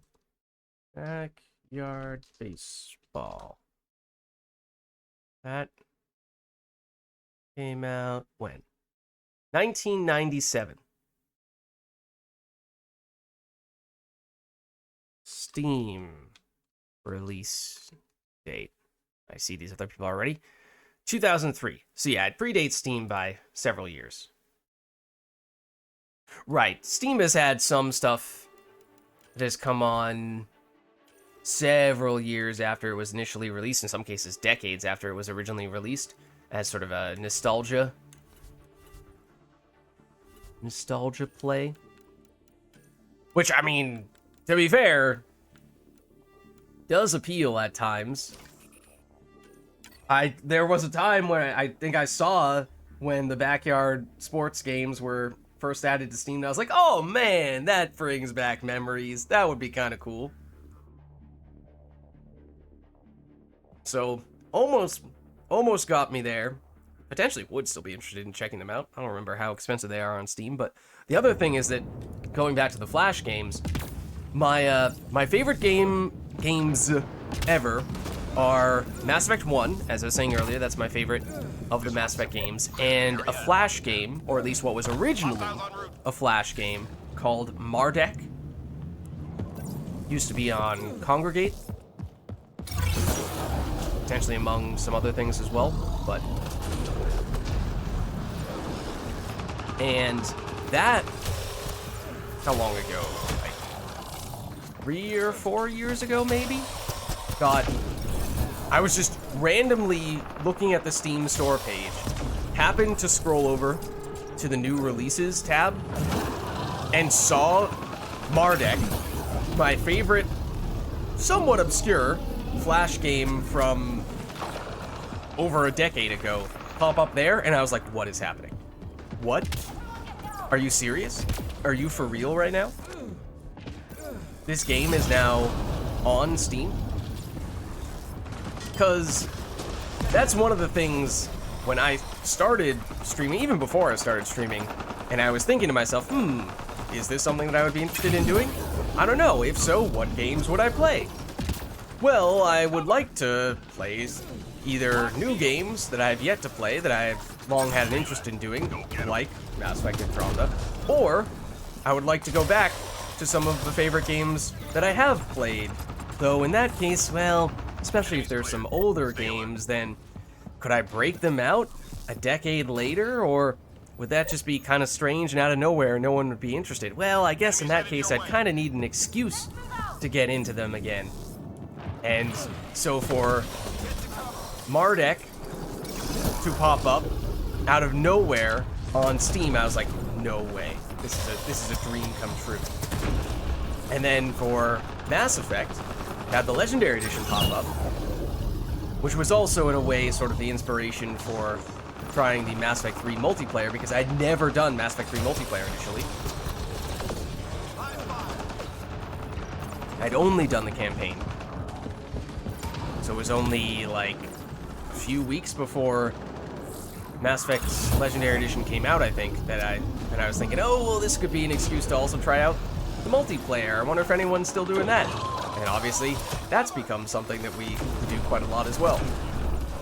So that was really cool. Have those kinds of opportunities that I never thought that they were like top of the bucket list when I was either thinking about starting streaming or when I had started streaming. But I just said to myself, well, surely there's no way I'll ever have a good excuse to play these games as much as I want to. But then somehow, it ended up happening for both of my favorite games. And I think Mass Effect was probably a little more likely for there to be a good reason for it, because, well, it's a AAA game, so it's at least more mainstream. Intelligence needs data from your location. Look for an entry. Uh-oh. It's the spot.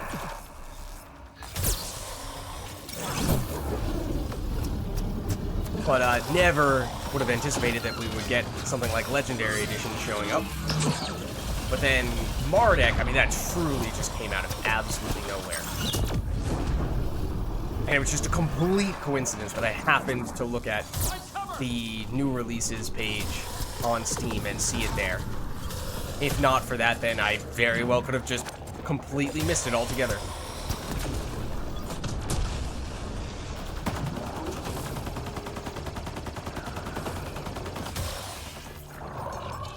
Yeah, if anyone is interested in RPG flash games slash now available on Steam. Lighthearted RPG flash games that at the same time have really good character development and some interesting story and Cover! and skills and whatnot. And I highly recommend checking out Mardek. M-A-R-D-E-K. We do have a series of that on YouTube, as I said. Once I did see the game pop up there on Steam, I was like, this is the moment I've been waiting for.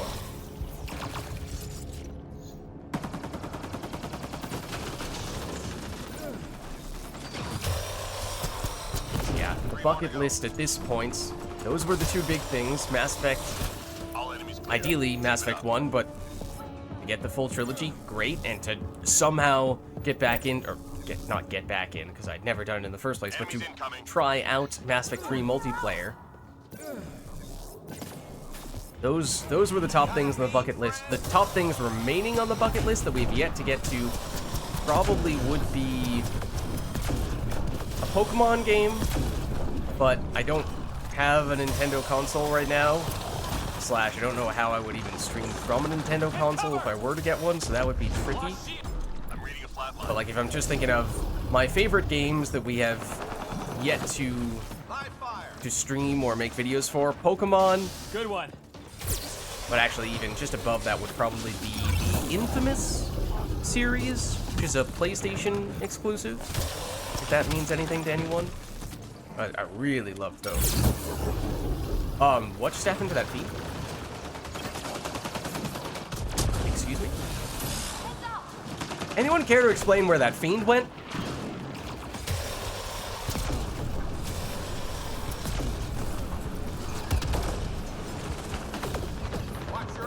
Yeah, like, number one, tied for number one, Mass Effect, particularly Mass Effect 1 and Mardek. Number two would be Infamous. So the key there would be, will they ever make it more than just a PlayStation exclusive? Because again, I don't really have a way to stream off anything other than PC right now. So that would be huge if that did ever become available on PC. Then probably after that, Pokemon. After that, not sure anymore. It's been a while since I've revisited my list of favorite games. There was a time when I think about that a fair bit.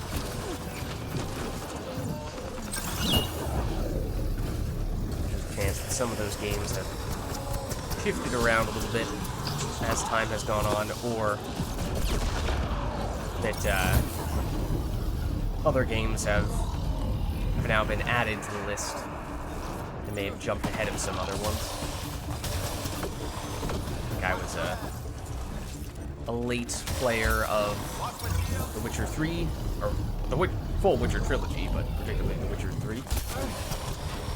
Witcher 2 is also fantastic, but I think there are a lot of people who just jump straight into The Witcher 3 because it got the most publicity and was the most critically acclaimed. The gameplay is, yes, it's certainly much better than The Witcher 1, but relative to The Witcher 3, it does feel a little bit dated. I remember I stopped back over and briefly circled back to The Witcher 2 after having finished The Witcher 3 and thought, oh, okay, this is a little bit more of a difference than I remembered. But the story, I think, is actually quite a bit better in The Witcher 2, and that's a big draw of The Witcher 3. It's not like the story is a weak point of The Witcher 3. There are some parts of The Witcher 3 story that are just absolutely incredible. So hard to beat Hearts of Stone, for example. For those who are familiar with The Witcher 3, but for the main story, I think The Witcher 2 is better than The Witcher 3. And by that I mean that The Witcher 2 main story is really good.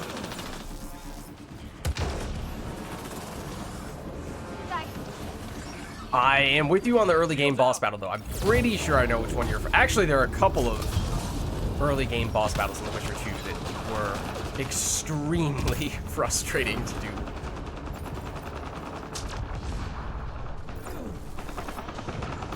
Yeah, and then there's also, technically, Nintendo is not the most... Oh, I forgot this pizza. Nintendo is not the most cooperative when it comes to supporting people streaming / recording their games, and that is probably a large understatement. I personally have never tried doing this, so I cannot say that I've tested this, but that is... I'm reading a flat. So, oh, ow. Something I've heard many times. So not only do I not really have a console on which to run it, nor if I did would I have a way to stream from that console, there's also the whole Nintendo doesn't really like people broadcasting their games / Hang in there, Apex. recording their games. Artifact is secure.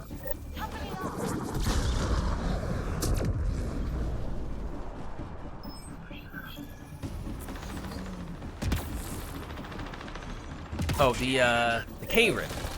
It sounds like Kraken, but that's the one that I thought you were referring to at first. Could use some ammo.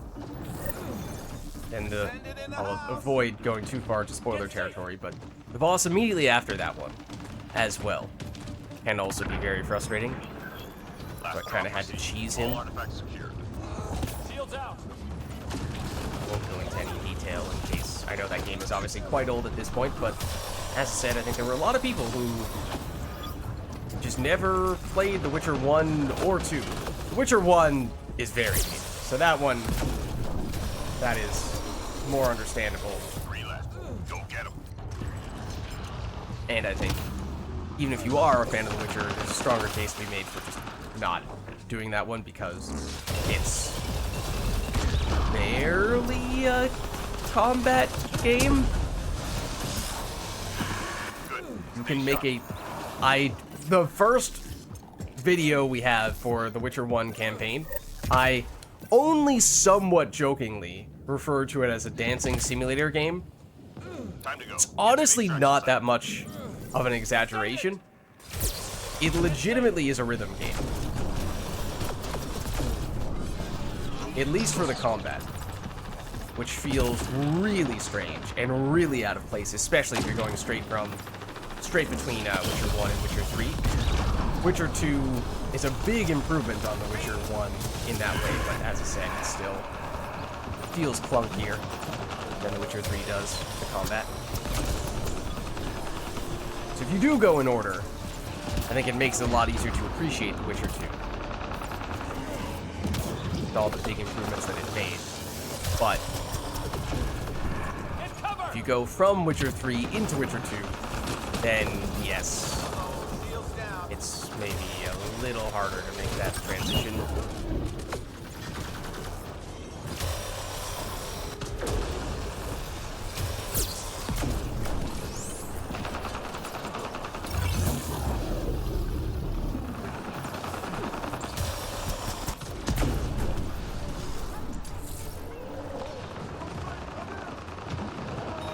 For the K-Rin, a few guides said that it was simple, but yeah, I do not remember how many attempts it took me to beat that, but it was a lot. Same for the next boss enemy as well. So I think that was, in general, my biggest critique of The Witcher 2 was the boss fights were kind of lowlights.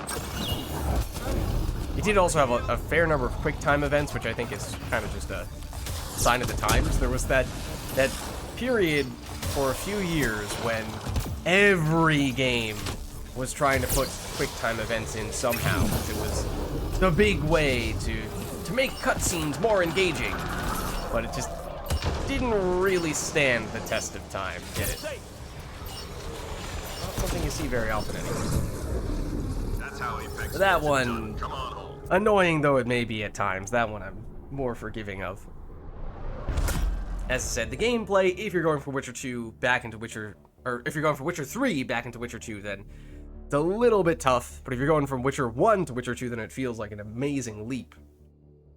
So, you set those things aside, in a vacuum, I think it's the the boss fights that were the low point of The Witcher 2. But the character development and the main story and the way that the story can branch, I think, was really cool in The Witcher 2.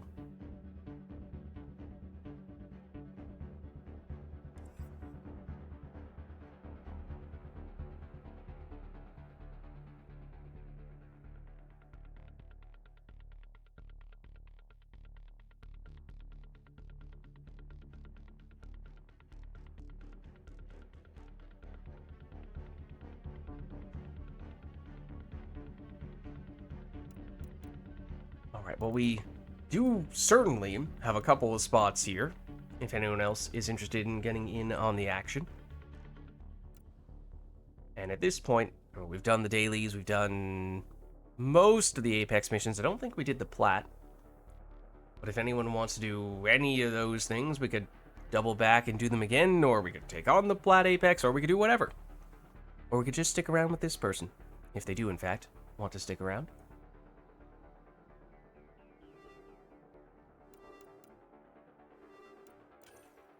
Let's mix it up at least a little bit, because I think we've used this guy for 2 matches now.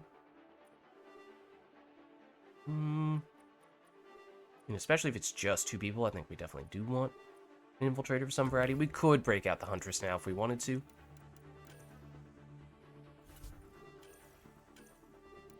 We held back. We opted not to take her for a little while.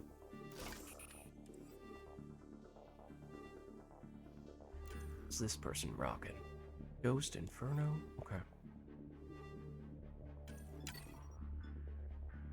But yeah, not going too far into spoiler territory, but The Witcher 2 legitimately branches off into 2 almost completely distinct games.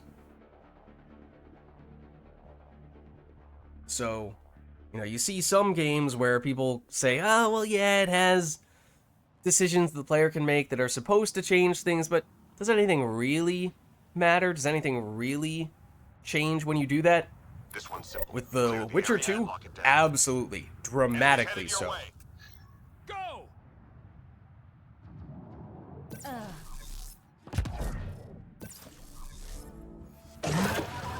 Well, Tara was checking the enemy. I just waited half a second longer. Squad member Could have had the answer. Oh. Hold on.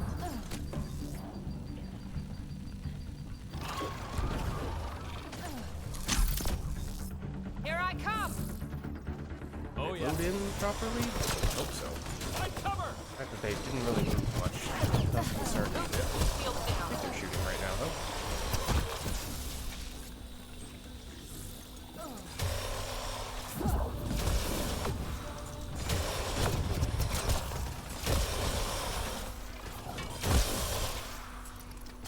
Generally not the place where I would say it's a good idea to camp. Yeah, you do kind of have Who needs shields anyway? places to line enemies up. They can start to surround you quite a bit. The bug has now. Probably a good thing.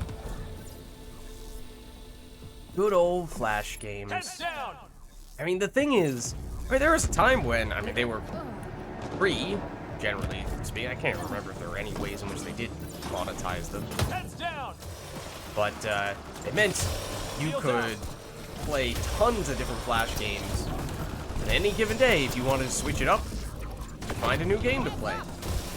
Which is, yeah, still possible to a certain extent in this day and age, but feels like much less so.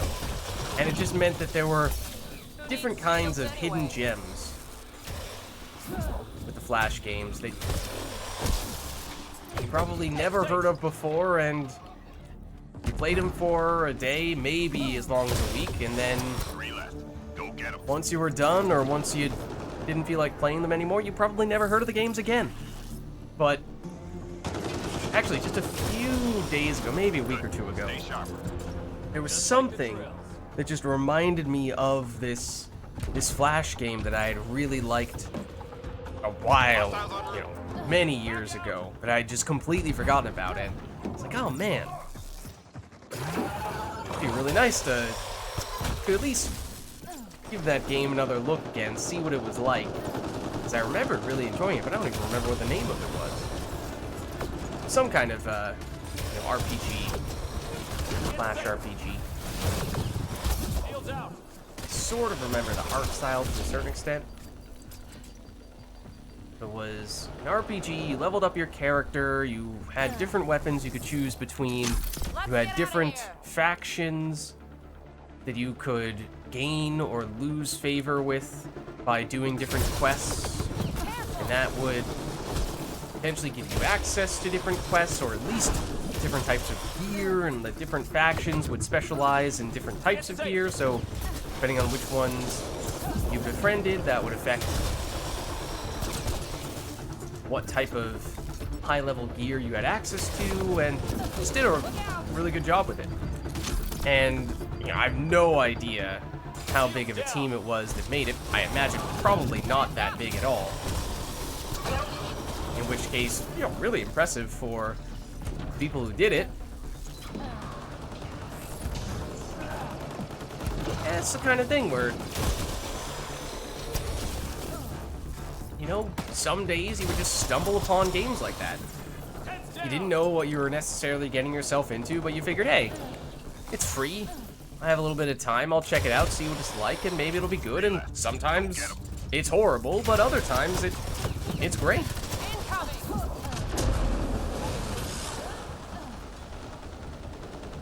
Just had a level of spontaneity that you don't really see with gaming nowadays. It feels like. I mean, certainly not with AAA games where every year you hear about, well, we're gonna increase the average price of games by $5 or even $10. Received. And then some countries, the price of games is especially high. Right, Australia, I thought I heard, has really high, like really high game prices. If I remember correctly. Is that right, Boris? Get safe. Brazil, I thought I'd heard as well.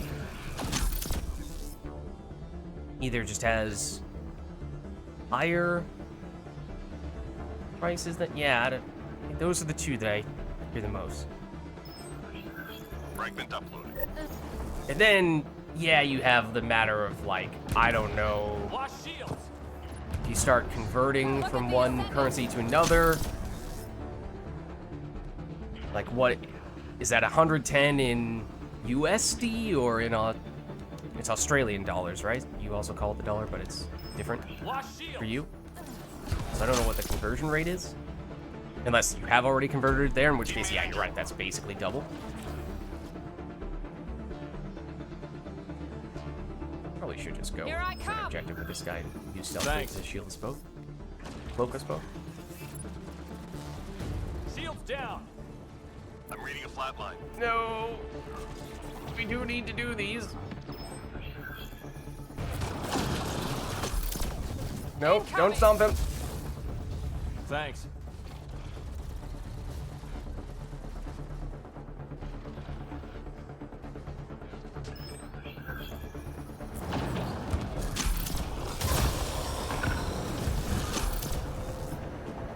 Ah. Watch the ascendant.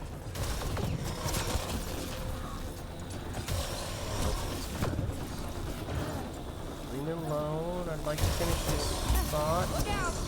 Almost done. Preferably, without using any more stealth grids. Who needs shields anyway? Use, basically the majority of them. Oh.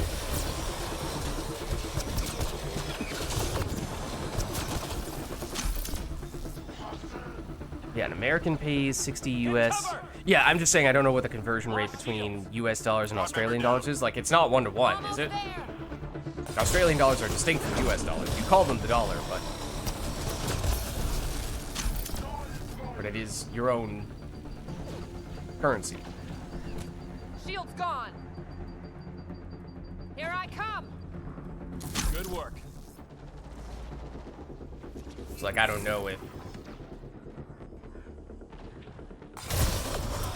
like, if an Australian dollar is worth more than a US dollar, then anyway. In US dollar terms, Heads that's down.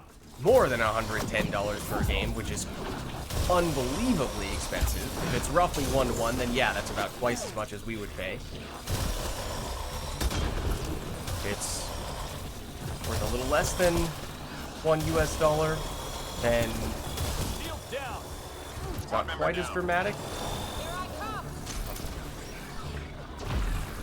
This is not really going according to plan. Nice.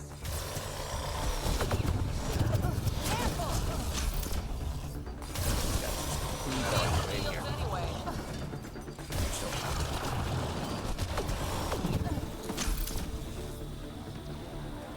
Heads down. Upload complete. There Good we job, go. Oh boy. Painful objective, but that's the nature of uploads sometimes. Usually I would say that this is maybe the best map when it comes to the uploads. There aren't really any nightmare locations. I wouldn't even call that the worst one on this map. I would say that one's probably the worst one on this map. Maybe it's just a duo, which obviously does make things Shields more out. challenging in a Teammate injured. different way.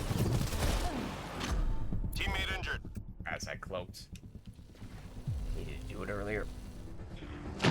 Ah, okay. Suddenly it is solo. Suddenly we have lost sound. No, we did not lose sound.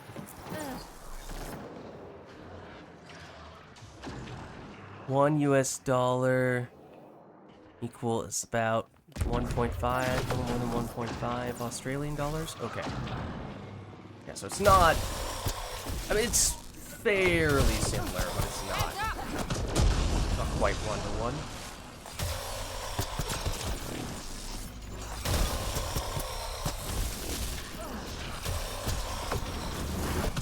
Just 3 hostiles remaining. Close enough that, as you said, it's definitely still One to more go. expensive. Enemies down. Keep your guard up.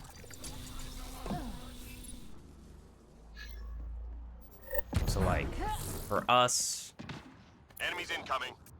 Move on. like our game. Well, actually, no, that's pretty similar then.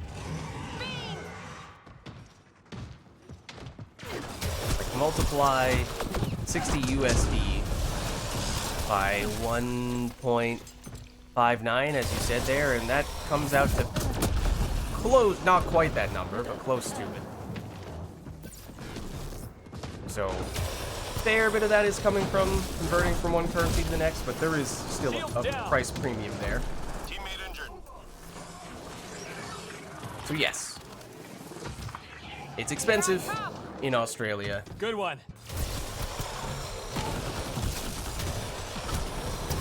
Honestly, I feel like I might have even heard stuff higher than that. I don't know. Yeah, obviously, I've only heard from rumor. I don't have any personal experience with it.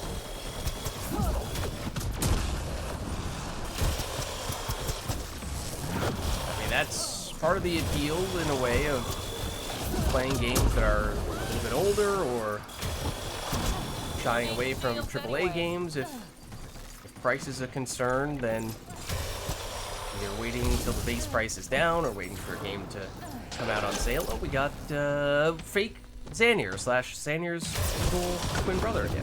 Heads up. He's back. Shield's gone. That sounds like a fiend that is sync killing someone. That is because that is a fiend that is sync killing someone.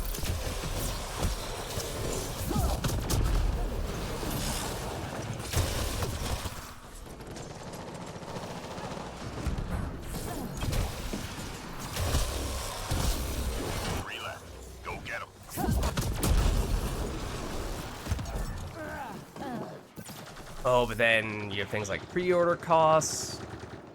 I mean, I will admit, it's one thing Keep it up. when the base price of games continues to increase, and I absolutely sympathize with people Enemies incoming. who have concerns about the prices of games for that reason. A little less so the case for me when it comes to pre-ordering games with all the day one DLCs. Obviously, day one DLCs. That's a whole conversation in and of itself as to, you know, bad business practices. But the way that you stop that from happening is by not doing the day one DLCs, not pre-ordering the game with all the extra features that cost you, you know, 50% more to get. Which I know doesn't feel good, because it's like, oh, but then I'm not getting the full package. Yes, that is true. But at the same time, those are the kinds of tough choices that sometimes we need to make to make it more practical to afford games, and also to send the message to game developers that, hey, stop doing this day one DLC stuff. We're not gonna buy it if you do it this way. Get safe. That's how you get them to stop. I'm reading a flat line. Which is obviously way, way easier said than done. Don't get me wrong, but you know, I'm not often playing big AAA games the moment they come out with all the day one DLCs, and it's not. Okay, there's maybe a little bit of coincidence, but it's not entirely a coincidence. Heads down.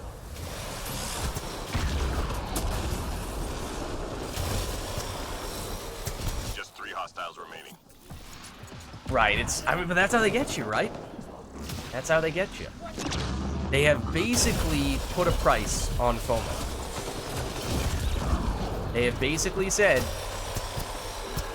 Sensors clear. we're gonna add all this stuff, or we're gonna make a certain portion We've got major of the enemy game's targets. content Let's take them out. only accessible at the beginning for people who pay more. And we're going to put a price on this because we know people are afraid of missing out, Go on a new target incoming. Stand by.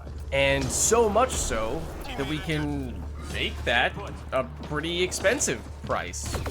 You know, you could make a strong argument that that stuff should be free. It should be included in the game Thank from the onset. But because there is so much FOMO, Shields down.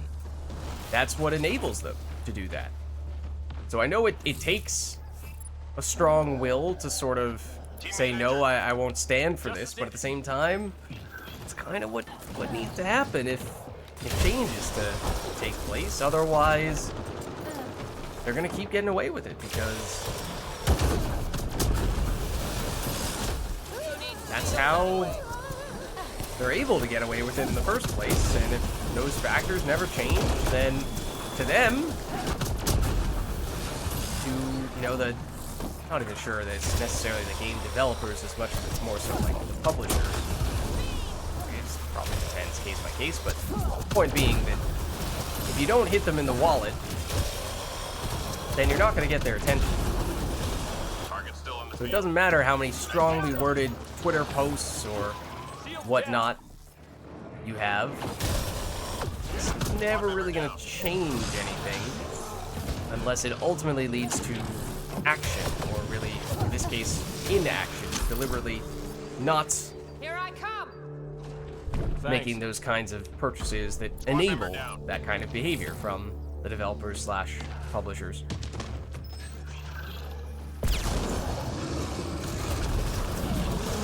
Oh, is that also a kill penalty?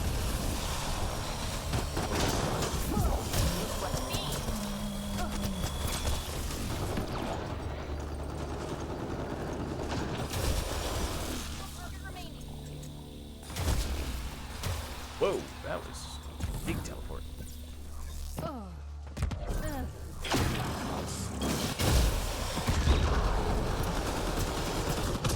Sensors clear for now.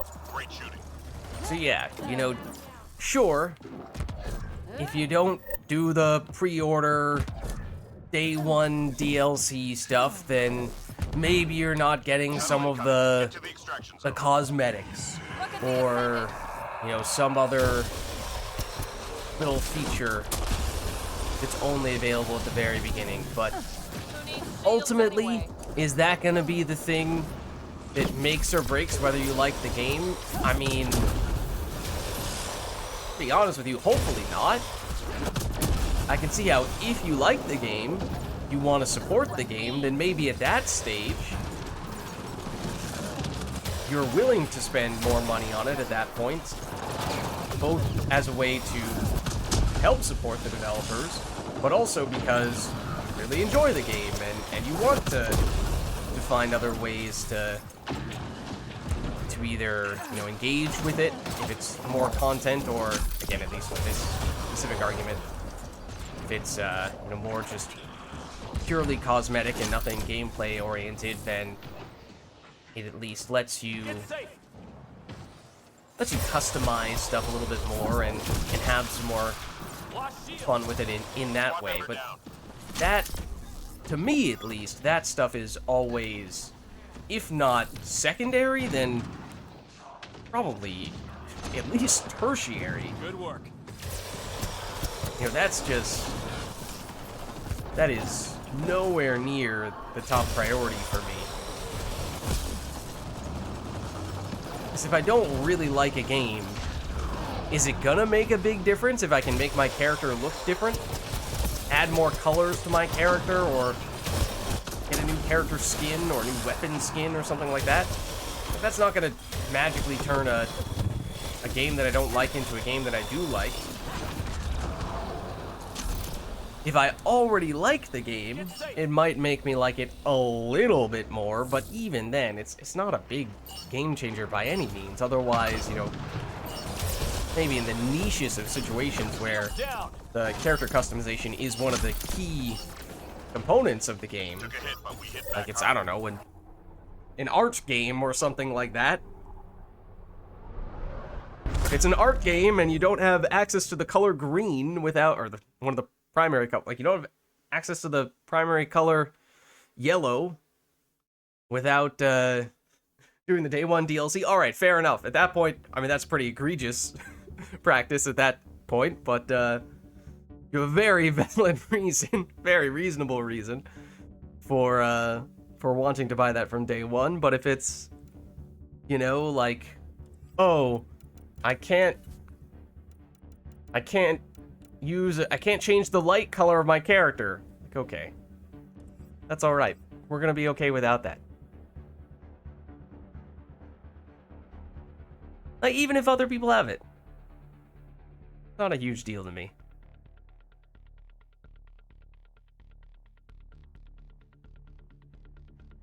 Because what does it do? It looks cool. Alright. Fair enough. But it doesn't really change the gaming experience, personally.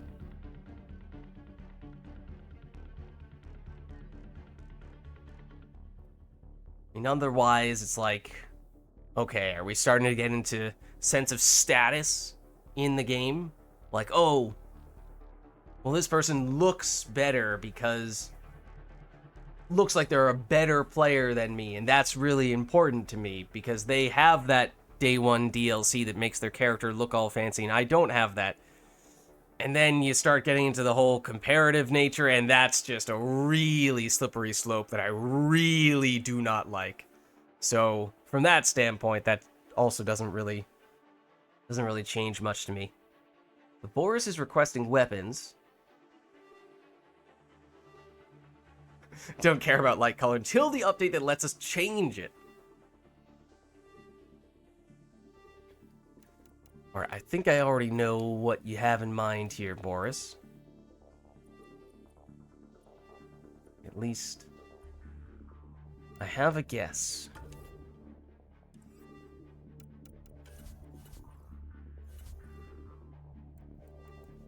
And this guy, Predator as well, or just Avenger?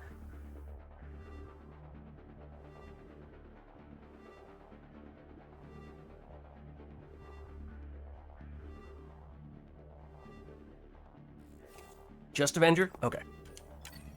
Oh, actually, hold on. Let me throw some boosters on real quick. Let's do kind of like universal power amp on this guy.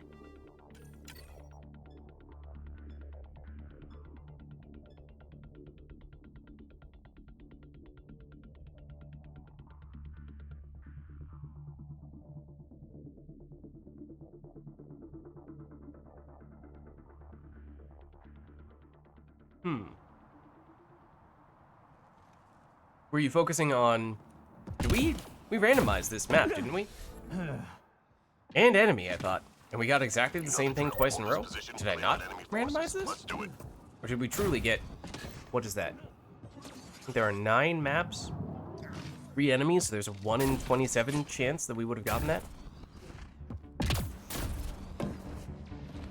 Very unlikely. Maybe I did mess that up. Or maybe we truly did. It's something really unlikely to happen there. Ow. Reading a flat line. More glass for your cannon. Okay, I see. Right.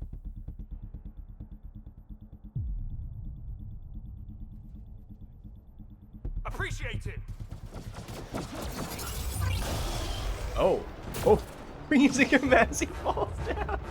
Oh, that was fantastic. I don't see that nearly as often. Hello, sir.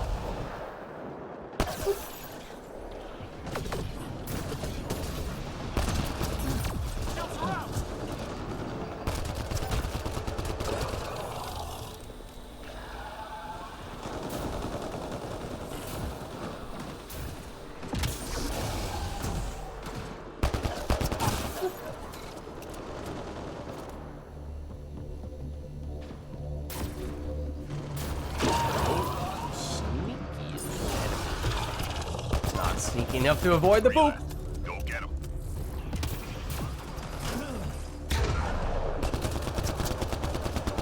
Enemies clear. Stay alert. I did not expect that to do anything. I was not ready for that. Clear out.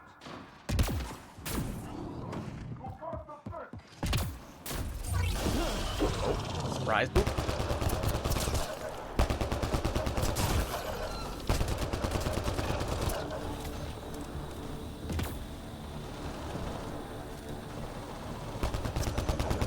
First, remove the shields. Then you freeze. Then you boop.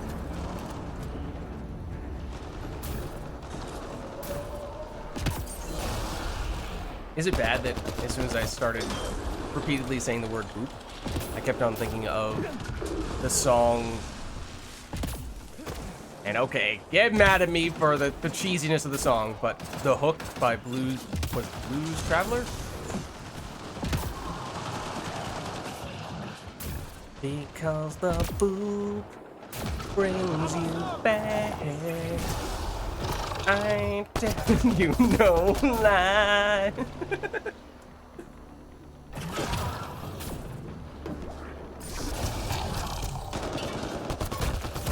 Three more to go. The boop definitely does bring you back in that case.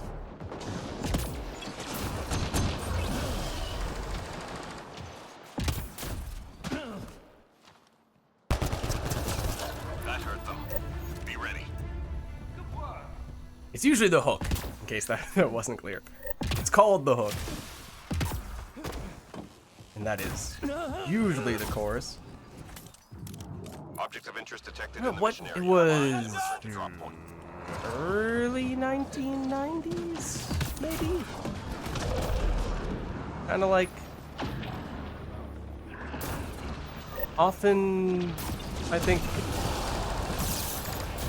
If you were being cynical, one would call it kind of cheesy, bluesy slash Got the drop. soft rock with a little bit of jazz to it.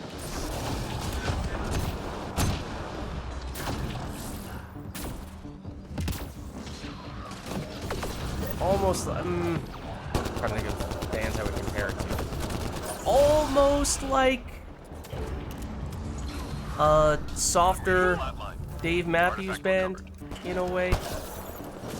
Might be a comparison I would attempt to make, which may or may not be fair.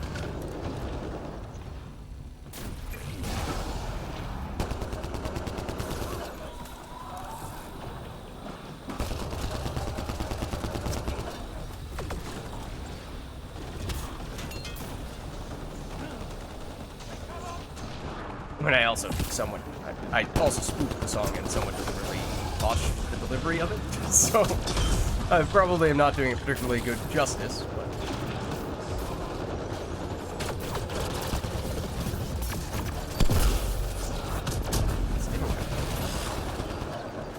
Hang in there, Apex. Artifact is secure.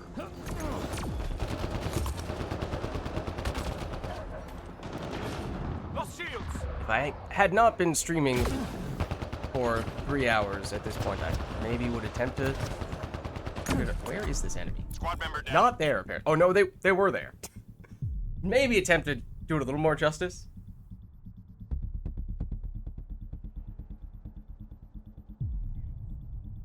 This is probably just a me thing, but I always have this weird... Artifact recovery is complete. Nice job. This weird psychological thing where... Ascendant. I mean, I really love music. I'm not an amazing... I'm not really a musician at all. I like to sing, even though I'm definitely not great at it. But I'm always kind of two minds anytime... I love quoting songs as well, as you guys may have noticed over the years. But I'm always of two minds whenever I do quote or sort of sing a song in terms of, do I attempt to give it 100% effort, or do I not give it 100% effort? Because basically, I think the mental calculus that I'm doing without even really consciously thinking of it is usually, if I give it 100% effort and it's not good, then that's like legitimately, ooh, Lids, you're a bad singer. Why did you do that? Whereas if I kind of deliberately only give it a half effort, then it's kind of like, well, I wasn't really trying. So even if it was bad, it was mostly just me singing it as a joke. So usually that's what I end up with. But then sometimes it feels like, oh, well, that was just bad. And people don't really know that I was just not really putting any effort into it as a form of self-protection. So they probably just interpret that in the worst way, in a way. Is it even worth holding back? Maybe I should give it 100% in that way. Just not to say that this is not the part where I then suddenly like say, all right, now's my chance, and then I suddenly turn into, you know, the best musician you've ever heard, the best singer you've ever heard. No, that's not gonna happen.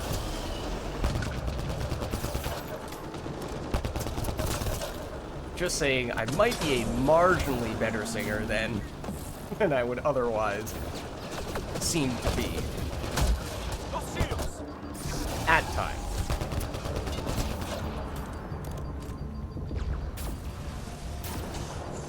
Yeah, for me it's weird, because at least when it comes to singing, as I said, I really like music. I really like, usually it's the lyrics that I focus on the most and the vocal aspect, although definitely big fan of, depending on the artist, band, the instrumentals as well. All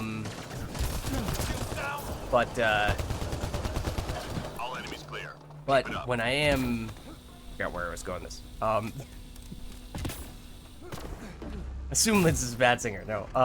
Enemies incoming. Oh, I know where I was going with this. I mean, I've no like formal training by any means when it comes to singing outside of like music class in elementary school, probably. But that doesn't count, I don't think. So I'm not listening to a song thinking, oh, that's a G note, or that's a B flat, or anything like that. You know, nowhere near, that's very basic music theory, and even that is still far more than I would ever be doing. For me, it's always just more, I'd kind of just call it parroting, to be honest. It's like, oh, this person sounds like this when they sing. And so I'm just gonna try to make myself sound as much like that person as I can. And if that means that's a whatever note, then apparently that's a whatever note. If that means that I'm actually off key I mean, there are some songs I listen to where apparently that is by design, which, you know, is usually a little bit lost on me, because as someone who is not particularly versed in musical theory, I wouldn't be able to tell you, really. I mean, obviously, in some cases where it's blatantly Just clear 3 that hostiles remaining. someone is all over the place with their singing. Like, I can tell you that's off-key. But outside of that, Enemies clear. I couldn't really tell you. So, I basically just mimic the way that that the singer sounds, and in some cases, with some artists, I can do that more effectively than I can with others. Find their sensor. So, that is to say, it's not like even when I am, quote-unquote, trying One problem to sing more or less to the best of my ability, it is not in a classical sense of, you know, hitting all the right notes at the right pitch.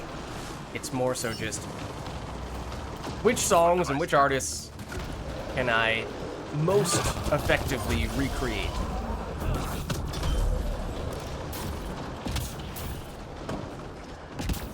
Which is to say that I'm probably very inconsistent, both from artist to artist and even just day to day when it comes to my singing.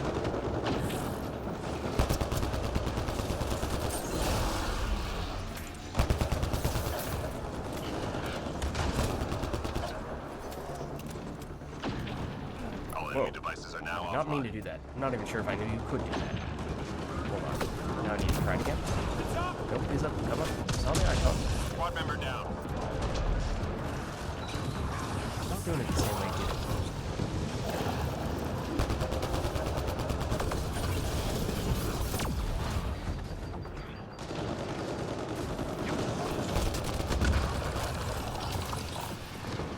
Squad member down. Oh. Never mind. I was going to blow up my armor on him.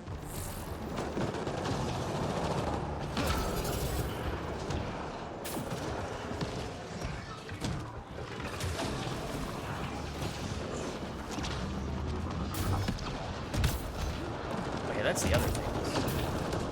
It's been a big challenge with streaming and recording videos, but also the extent that I do try to sing as well, is that my voice gets really sore really quickly when I'm speaking. Just 3 hostiles remaining.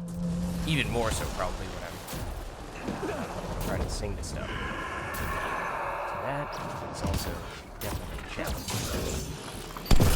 Done a little better as of late. Reload. We're tracking reinforcements. That is a struggle.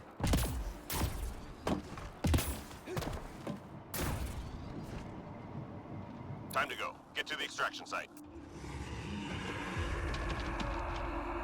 He says as he takes a sip of his cup of tea that he made 3 hours ago, as one method to help combat said issue.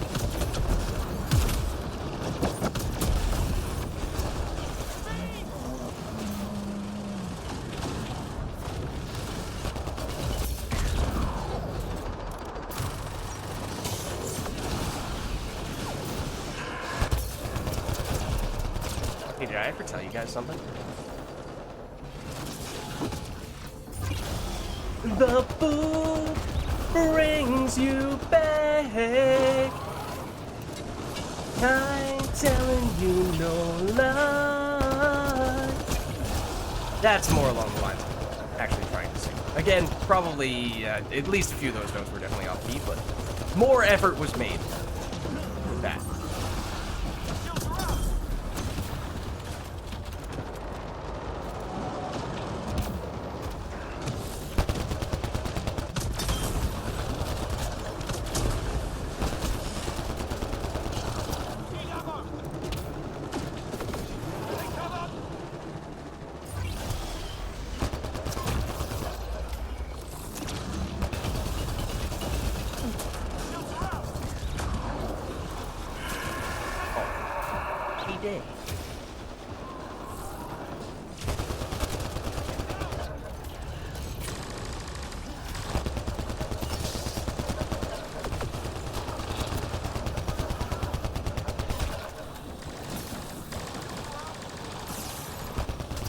Yeah, I guess in a way, the way that I approach singing is almost like trying to imitate an actor's voice or the accent of, you know, some other people from a different country or something like that, because that's basically what I'm doing, is trying to imitate the way that that person talks, rather than just approaching it from a purely practiced singing standpoint.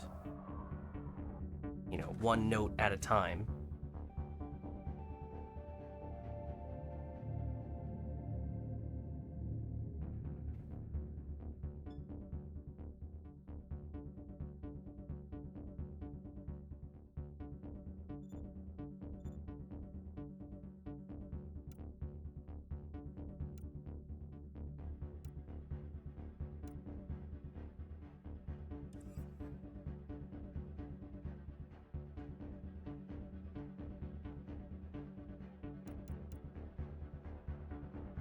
Alright, well, we do still have room. If anyone else is interested in getting in, I mean, just because these are still, for the most part, more or less random strangers. So we could recreate the lobby if anyone else would like to get in. Otherwise, we can continue ranting and just chatting about whatever topic happens to come up. Stranger danger! Oh no. I always feel like somebody's watching me. I don't know, is that the go-to Stranger Danger song? It might be. One of them. Maybe it's best not to explore all the Stranger Danger songs. I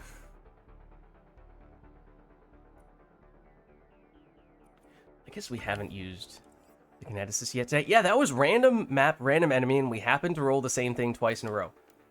So that is 1, 2, 3, 4, 5, 6, 7, 8, 9. Yeah, 9 maps, 3 enemies. So 1 in 27 odds of that happening. Probability of that happening.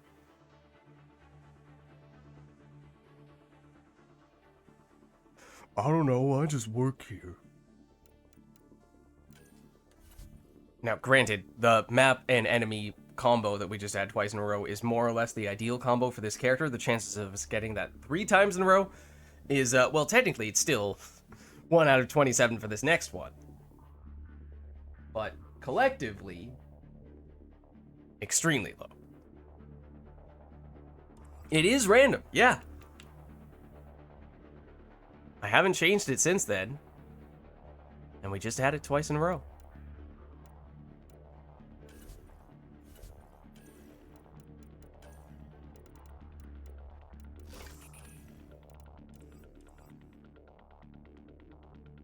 Yeah, I don't know. Odd.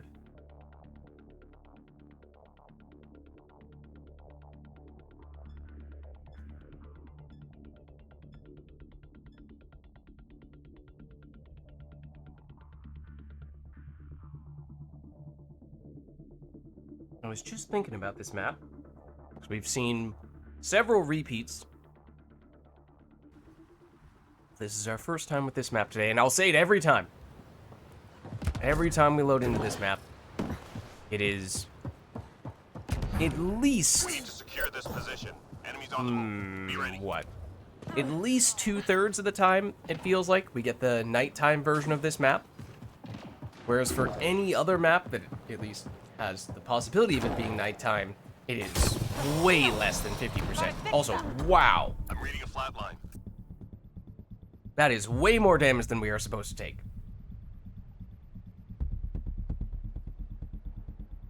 It does feel like that is always a problem that happens when we start playing the kineticist. It is Outlaw, which is possibly the worst enemy for this character, as we kind of expected might end up being the case. Yeah, no, that's not supposed to do that much damage to us in one hit.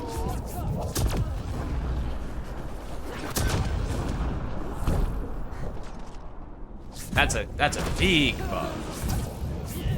Again, technically, I can't really prove it, per se.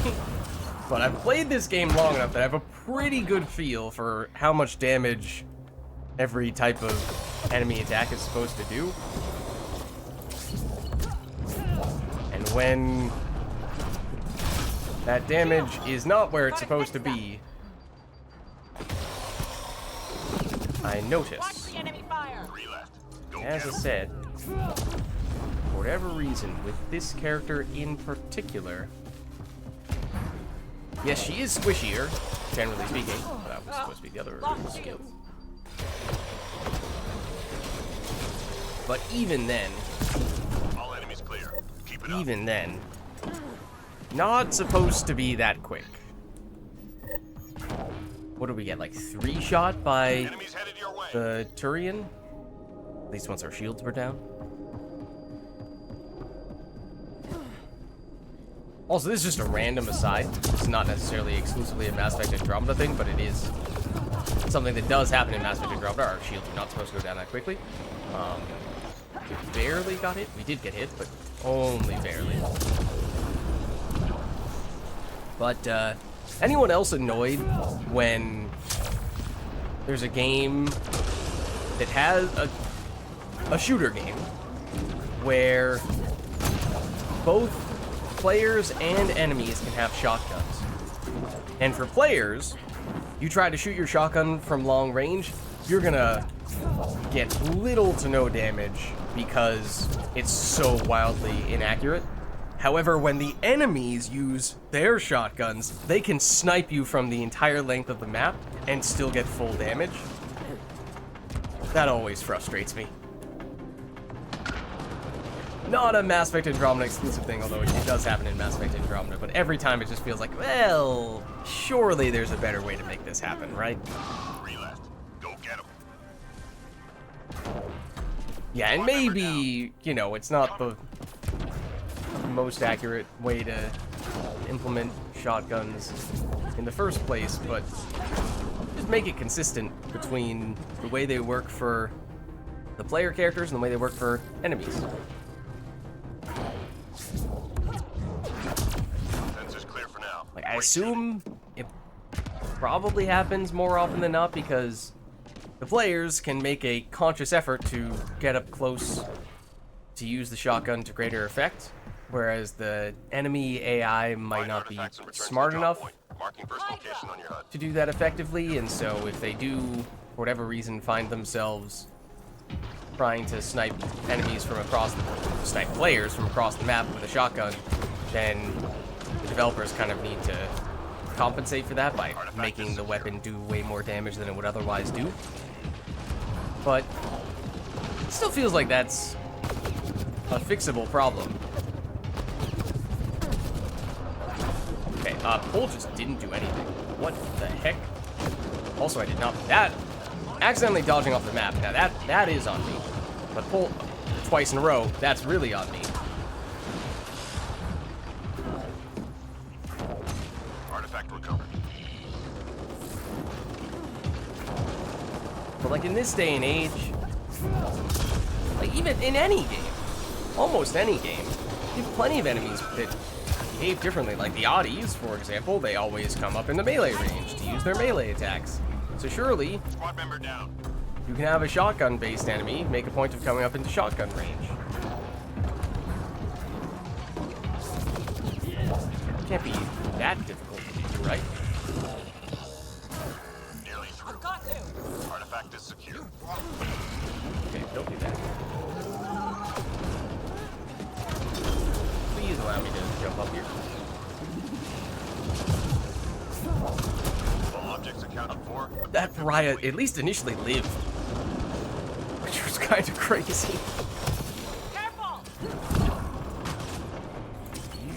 I'm reading a flat line. Well, there are also some times when sharpshooters basically get their sniper rifles transformed into assault rifles and quick scope you repeatedly.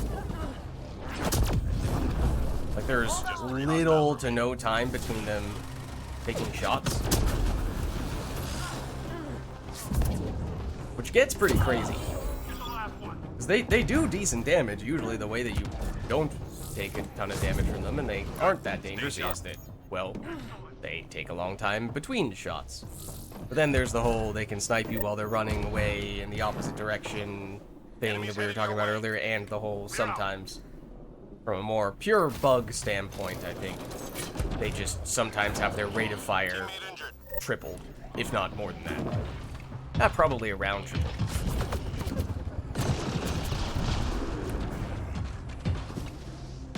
I'm with you.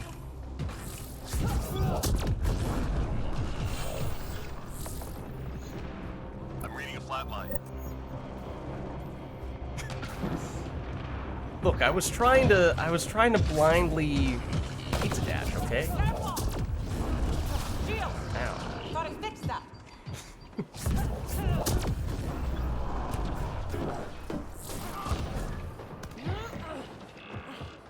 Need to get my night vision goggles.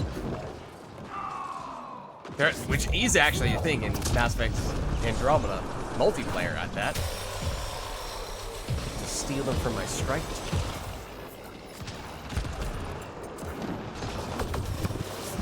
That's what makes those guys.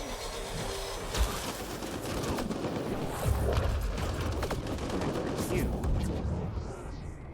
One moment. I have an idea.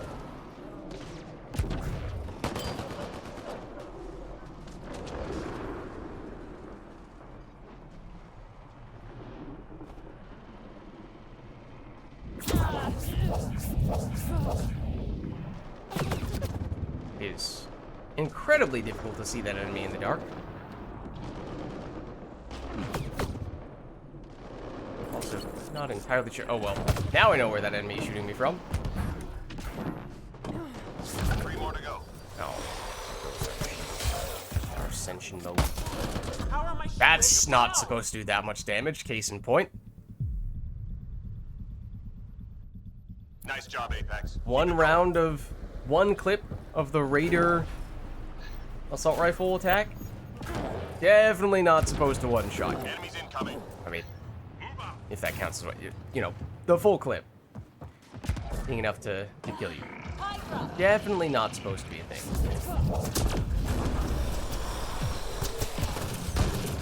How are my shields down?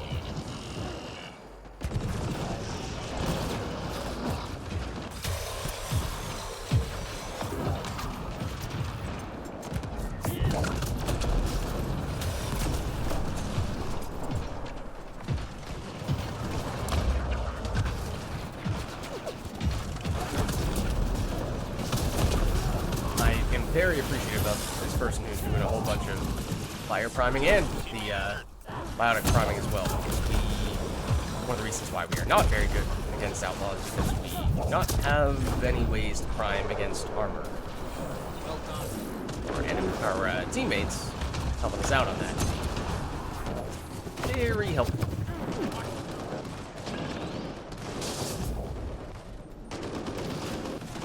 Much more helpful than that bullet that is continuing to go off into the night sky. That went really far. I kind of want to do that again purposely just to see how far it can go.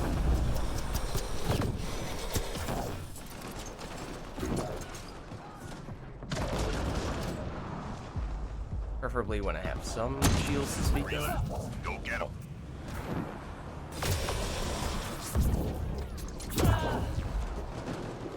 What? No way! I did not see that coming. All clear for now.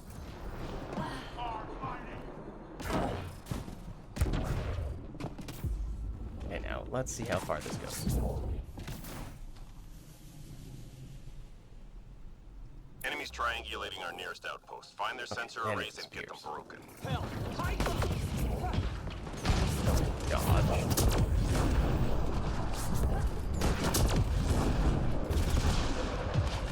Enemy tech shut down. Wasn't sure if that got them at the end there.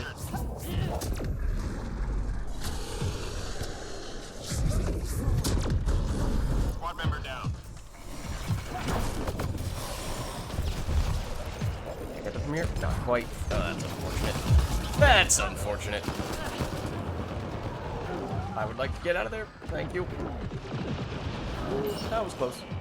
Is anyone on this device right now? No, we are very close to running out of time. This is a problem. Oh, nope, I have to get there right now. I think it takes 8 seconds, if I remember correctly. No, it's much faster than that. Okay, thankfully. Flatline. One device down. Teammate injured. Squad member down.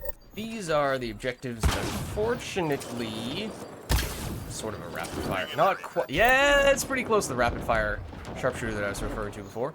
But these are not objectives that you can really afford to stop to Enemy tech is deactivated. run around and get revives, because as you saw there, do that one too many times and you can definitely run out of time. Not a lot of seconds to spare. Device's objective. Watch the enemy fire.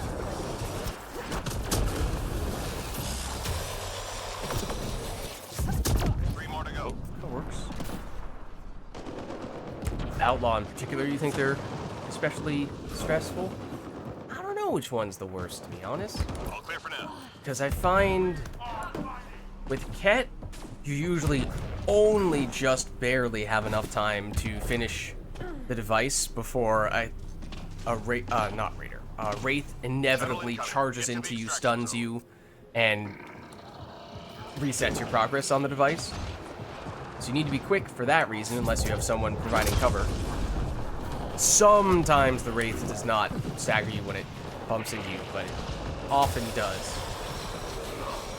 Then for Remnant, it's similar with the Breachers. They probably aren't quite as fast, but they also will pursue you very aggressively and can often stagger you out of the animation. And I've definitely, at least once, failed a match because I had a Breacher. I was taking a little bit of time to get to the device, and so for probably in large part for that reason, I was thinking, oh wow, excuse me? I'm reading a flatline. Probably in large part for that reason, I was thinking, okay, once I get to this device, I have to immediately start doing it. Otherwise, I might not have time to finish it. But I also had a Breacher there. So I was thinking, alright, I'm just going to have to deal with it. I'm just going to have to power through and hopefully get this device done before the Breacher can complete the grab animation. Except it wasn't even the grab. It was that it repeatedly, with its basic melee attack, stunned me out of progressing that objective. And that meant that we ran out of time. We just failed the mission because I wasn't able to get that device completed because I kept on getting stunned by the Breacher. Now, obviously, in hindsight, the correct answer was get rid of the Breacher, even if it meant taking a little more time, because you're at least giving yourself a chance to finish the mission in that case.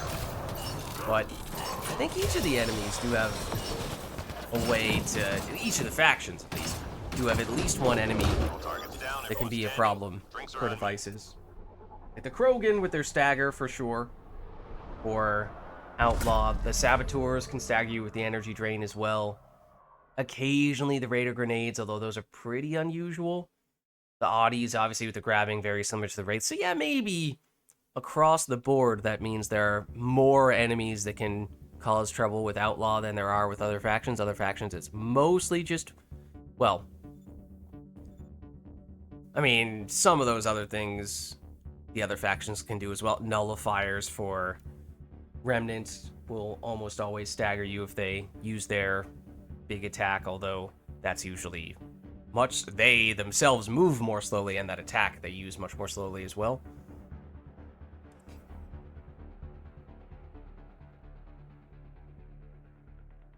Yeah, some characters, obviously if you have an infiltrator, you can cloak before you do it, and usually that helps, although in some cases with the Wraiths and Audis, they will still get to you, especially if it's a solo.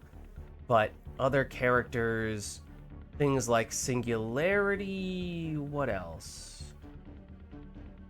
There are definitely some others. Sometimes if I'm using this character, the Kineticist, rather than immediately killing the enemies that are right near the device, I'll instead just use pull, so that I deliberately do not kill them. I only disable them for a long time if you just let them float in the air for a while. Just press it once and keep on moving. And especially if you do that to multiple enemies, that means that there are just fewer enemies that can disrupt you as you're doing the objective. So that's one character that can also do things like that. Definitely some others. I mean, the barricade for sentinels, to a certain extent, not as effective as singularity for that. Freeze abilities. I feel like there's something else I've used for this purpose that I'm forgetting about. No.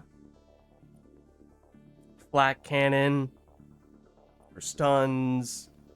Even just proactively, if you don't even see an enemy near the device, you still just throw a flak cannon there and then you start it, just in case there happens to be someone sneaking up behind you.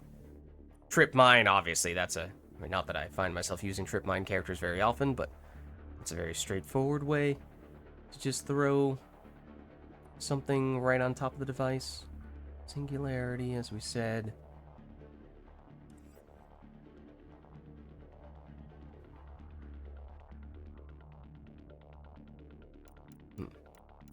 Alright.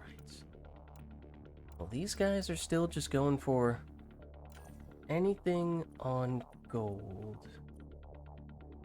Any other characters we really want to use? We still don't have any other infiltrators, so, I mean, not that we were using one in that match, but would have been helpful. So there is a case to be made for using one here. We have used many of them, but we haven't done this guy yet today, so maybe we'll break him out.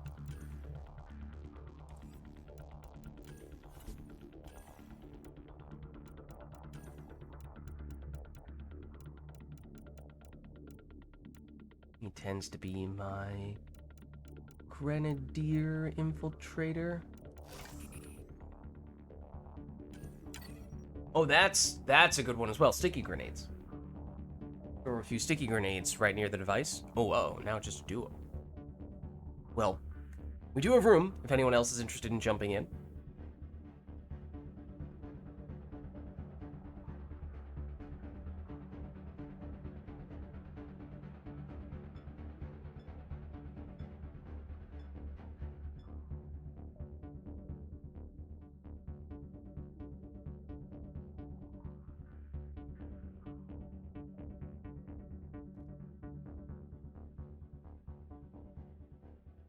Don't think we've had this map yet today. Maybe very early on.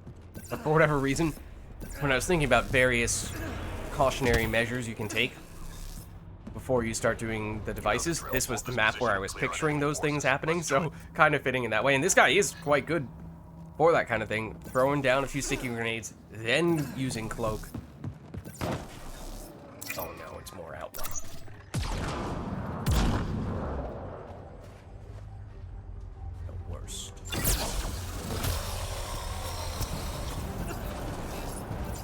Set up a little blip suggested. Oh, that someone else was loading in? Apparently not. Teammate injured. Ow. Also, ow. Got your back. This guy does not have... Oh dear. Does not have much light.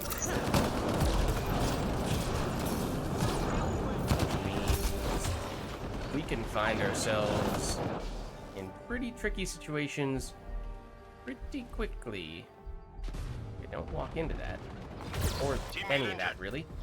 Because, yep, that's not going to help. Kind of need to get rid of these guys. But I don't immediately go down before I get our teammate. Wait for the cloak to come off cooldown. Please don't get me, Audie. Then we get you. Then we prevent the Audie from immediately grabbing you like prevent the other Audie from immediately grabbing you. Please don't punch me, sir. I'm allergic to your fists. Also, I hate how the turret just ate up most of our laser beam there. Shields down.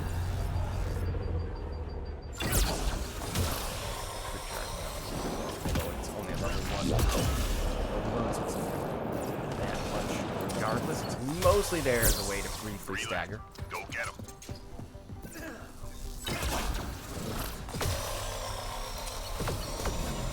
Is it? Overloader is an energy drain for this guy. Oh, is it energy drain?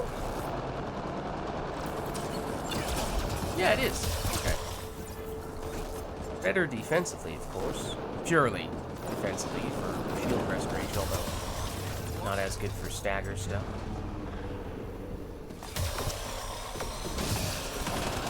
Nice job, Apex. Keep it going. Nailed it.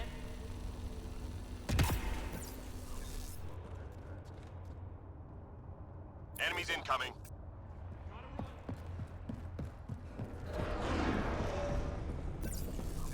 They didn't spawn there. Wow. That's usually my go-to spawn.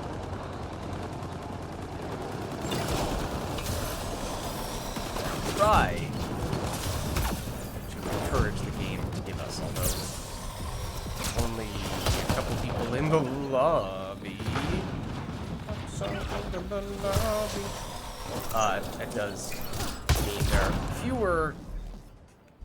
fewer spots that we are blocking. I'd love an enemy that I could safely siphon ever so slightly. Yes. Problem with us using Cloak a lot is that it means that our teammate is taking all the aggro at that point in time, which is not very kind to our teammate. But unfortunately, as you can see, and as I was saying before, this character does not have a lot of life. There's a great example of what I believe was the Saboteur hitting no one and yet still getting shields back from energy drain, which is one of those bugs I was talking about earlier. Yeah, we have to play a little more defensively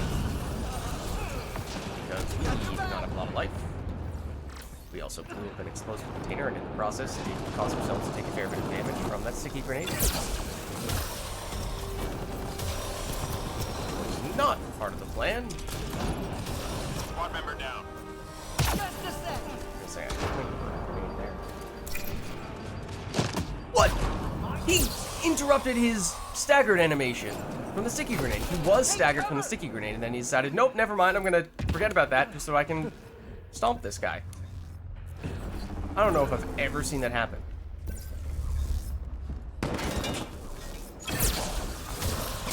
Just 3 hostiles I mean, I deliberately tried to stagger him so he wouldn't stomp so that I could then go in for the revive. Usually, either the stagger just doesn't work at all, and if so, then you're just out of luck. Or if it does, then, okay, they go through the full stagger. Sensors clear for now. Great shooting. And mission accomplished. But Intel shows key forgot enemy that he was personnel in that staggered. area. Don't let them leave. I'm pretty sure that's not how that's supposed to work.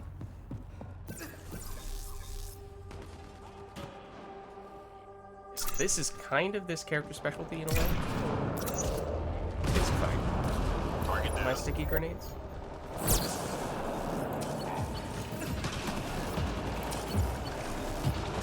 the stealth bomb.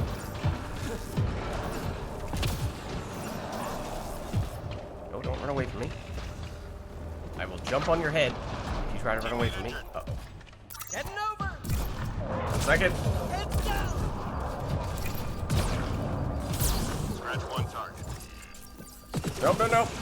Oh, okay. I thought that just barely missed with what was going to be the critical missile.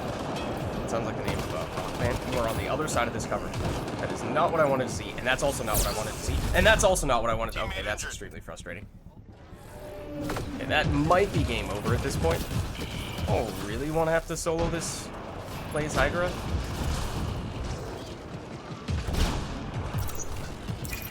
Get ready for the boom!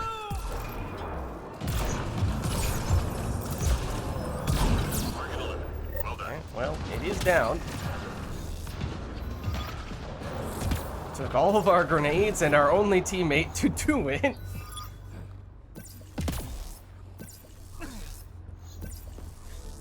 Just seeing if our teammate is gonna abandon ship the moment things start going downhill. Get ready for the boom! That all missed, but fortunately there were other enemies there. Get hit instead. So we're just gonna try to play this patiently, because as I said, this guy is pretty squishy, so we do not stand up well when it comes to pure firefights. Get rid of you.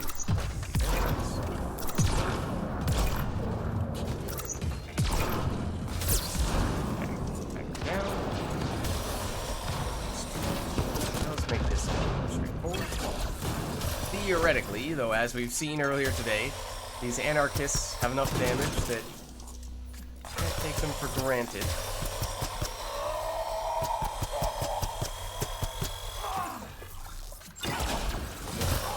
All enemies clear. Keep it up. Alright. I'd rather not have to do that. Enemies incoming.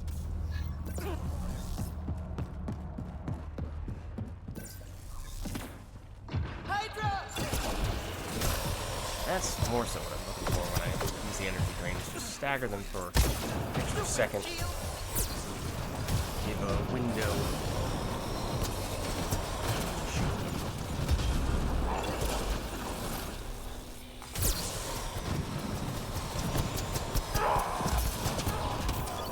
Just anchorless.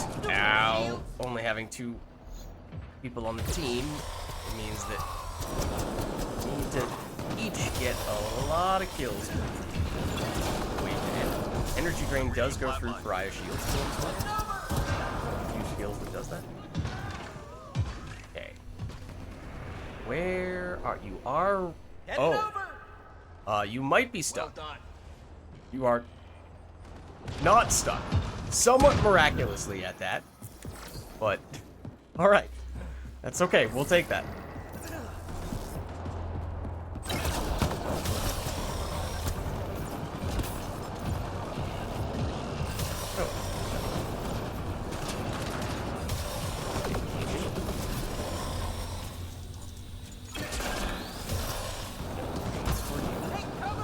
Oh, we got someone else. Nice.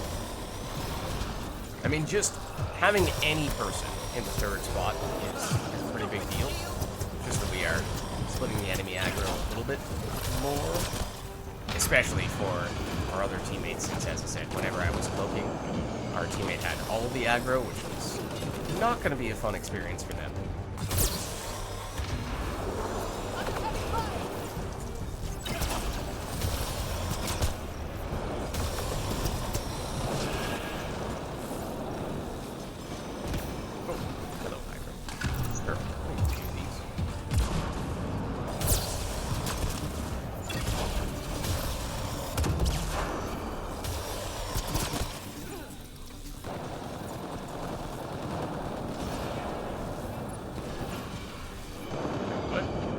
Oh, they're down below.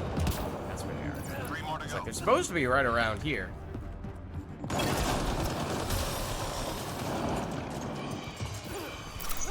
Oh. What did I think that skill was? I think I threw that grenade as if it was All enemies throw. clear. Keep it up. Yeah. I was in a kineticist frame of mind there. Hostiles en route.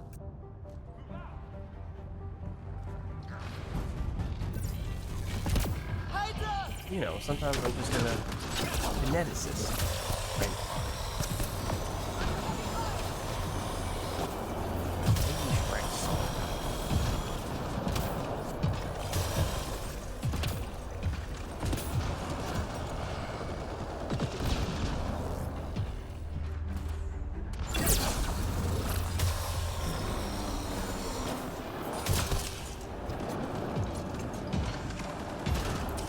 Oh, that's where you are. I thought you were down there for a second. Oh, look, there is still someone there, too. Let's do something about this guy.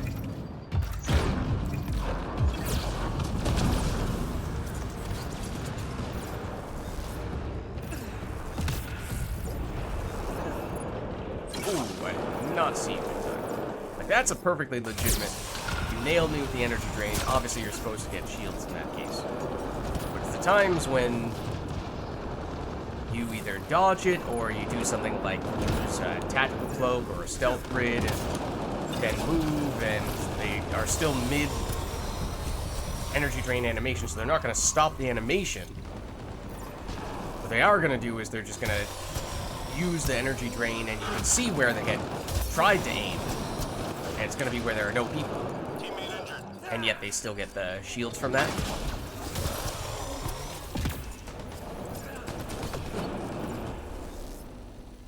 Got your back. Well, not gonna lie, at first I thought that raider was our other teammate trying to come alive, and I was like, don't worry, I'll get him. Then I realized, no, that's an enemy. That's someone who was trying to stomp our teammate.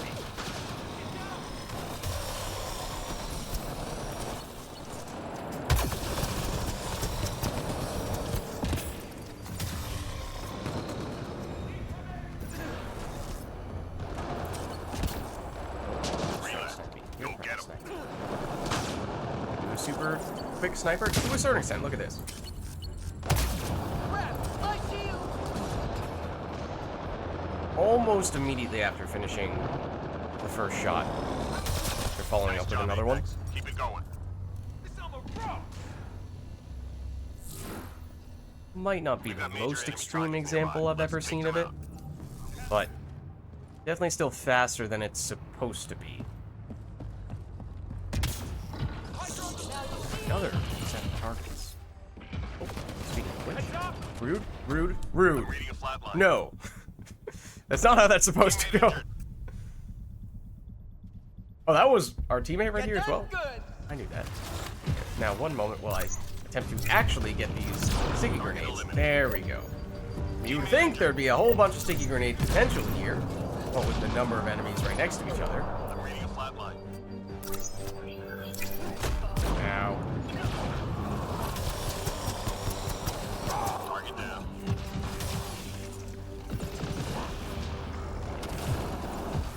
no way, Audis. Got your back. Friendly neighborhood hydra. Stop moving, Pariah! Oh, Pariahs can see you when you're invisible with cloak. That's another, in that case, has to be bug. Oh, that's the wrong enemy. That's not the target. I'm reading a flat line.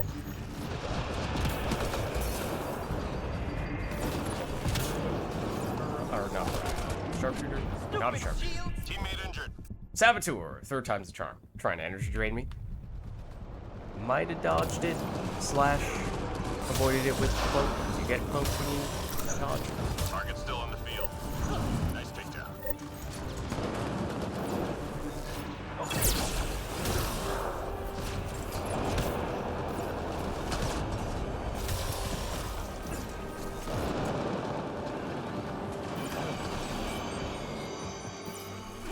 So they all rushing you down? They might be. Yup. Heads down. Not sure that's a coincidence. Boom. Enemies down. Ammo Keep your strong. guard up.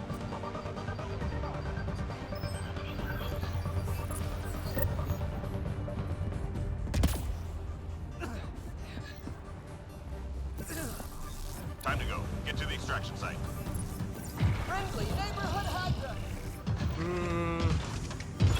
Yeah, I know our character does like to say that line.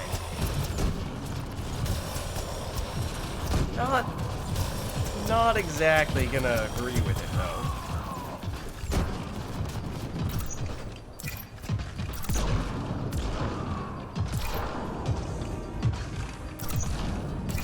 These hydras respawn.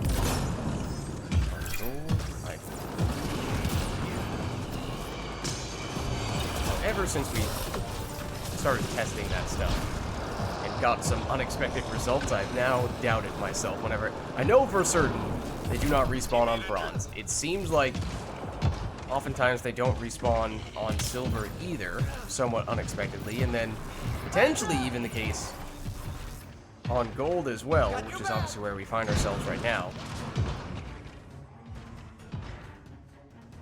don't find for ourselves are any grenades, although that's about to change.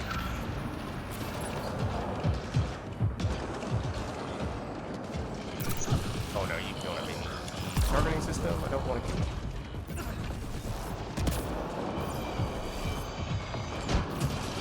Assuming that it will respawn.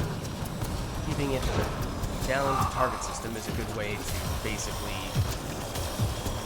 waste one of their limited hydras. This one, however. Now it's dead. Tried to take out the targeting system.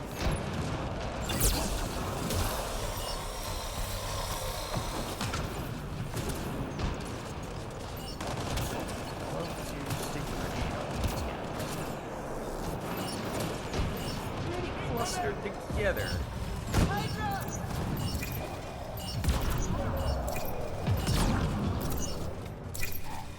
All targets down, everyone There we standing. go. Drinks are on me.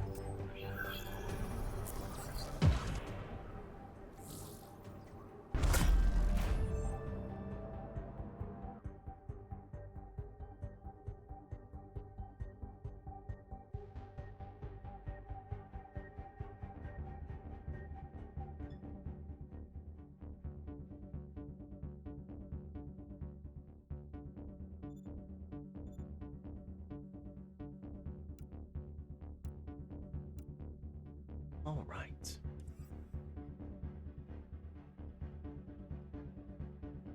Tell you what, guys, I think that might be my last one of the night because it's starting to get pretty late here for me. So I think send the signal. We'll hop out of the lobby, and then we did get a fair bit of credits today since we did a fair bit of gold matches.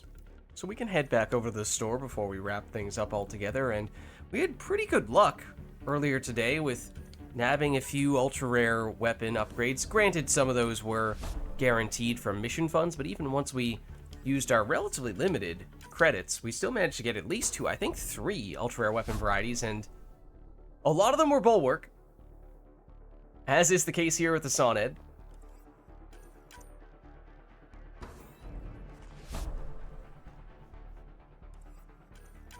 Can we get, I mean, even one more? I mean, already it's more than we would have expected to have gotten for the amount of credits we cashed in. But if we could add even more to the list, then obviously that's even better still. Ultra rare consumables, I mean, sometimes nice, yes, although to be honest, don't break them out very often. We would prefer to see things like this. The Kishok Concussive, now up to rank 9. So that's getting quite close.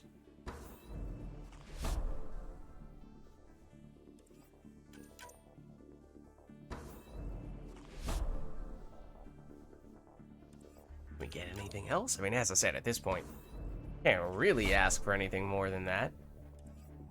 2 more packs we can afford, this being one of them. Again, ultra rare consumable. But for this one, no, that will be all. But I mean, I lost track of how many we got today. It was quite a bit, so I will take that, even if, yeah, sure, a lot of them were Bulwark, but as I say every time, you still have to get those. So if we max those out, which we made it quite a ways closer to doing, at least with some of the weapons today, then of course, after that, it becomes much easier to get the concussives and the siphons.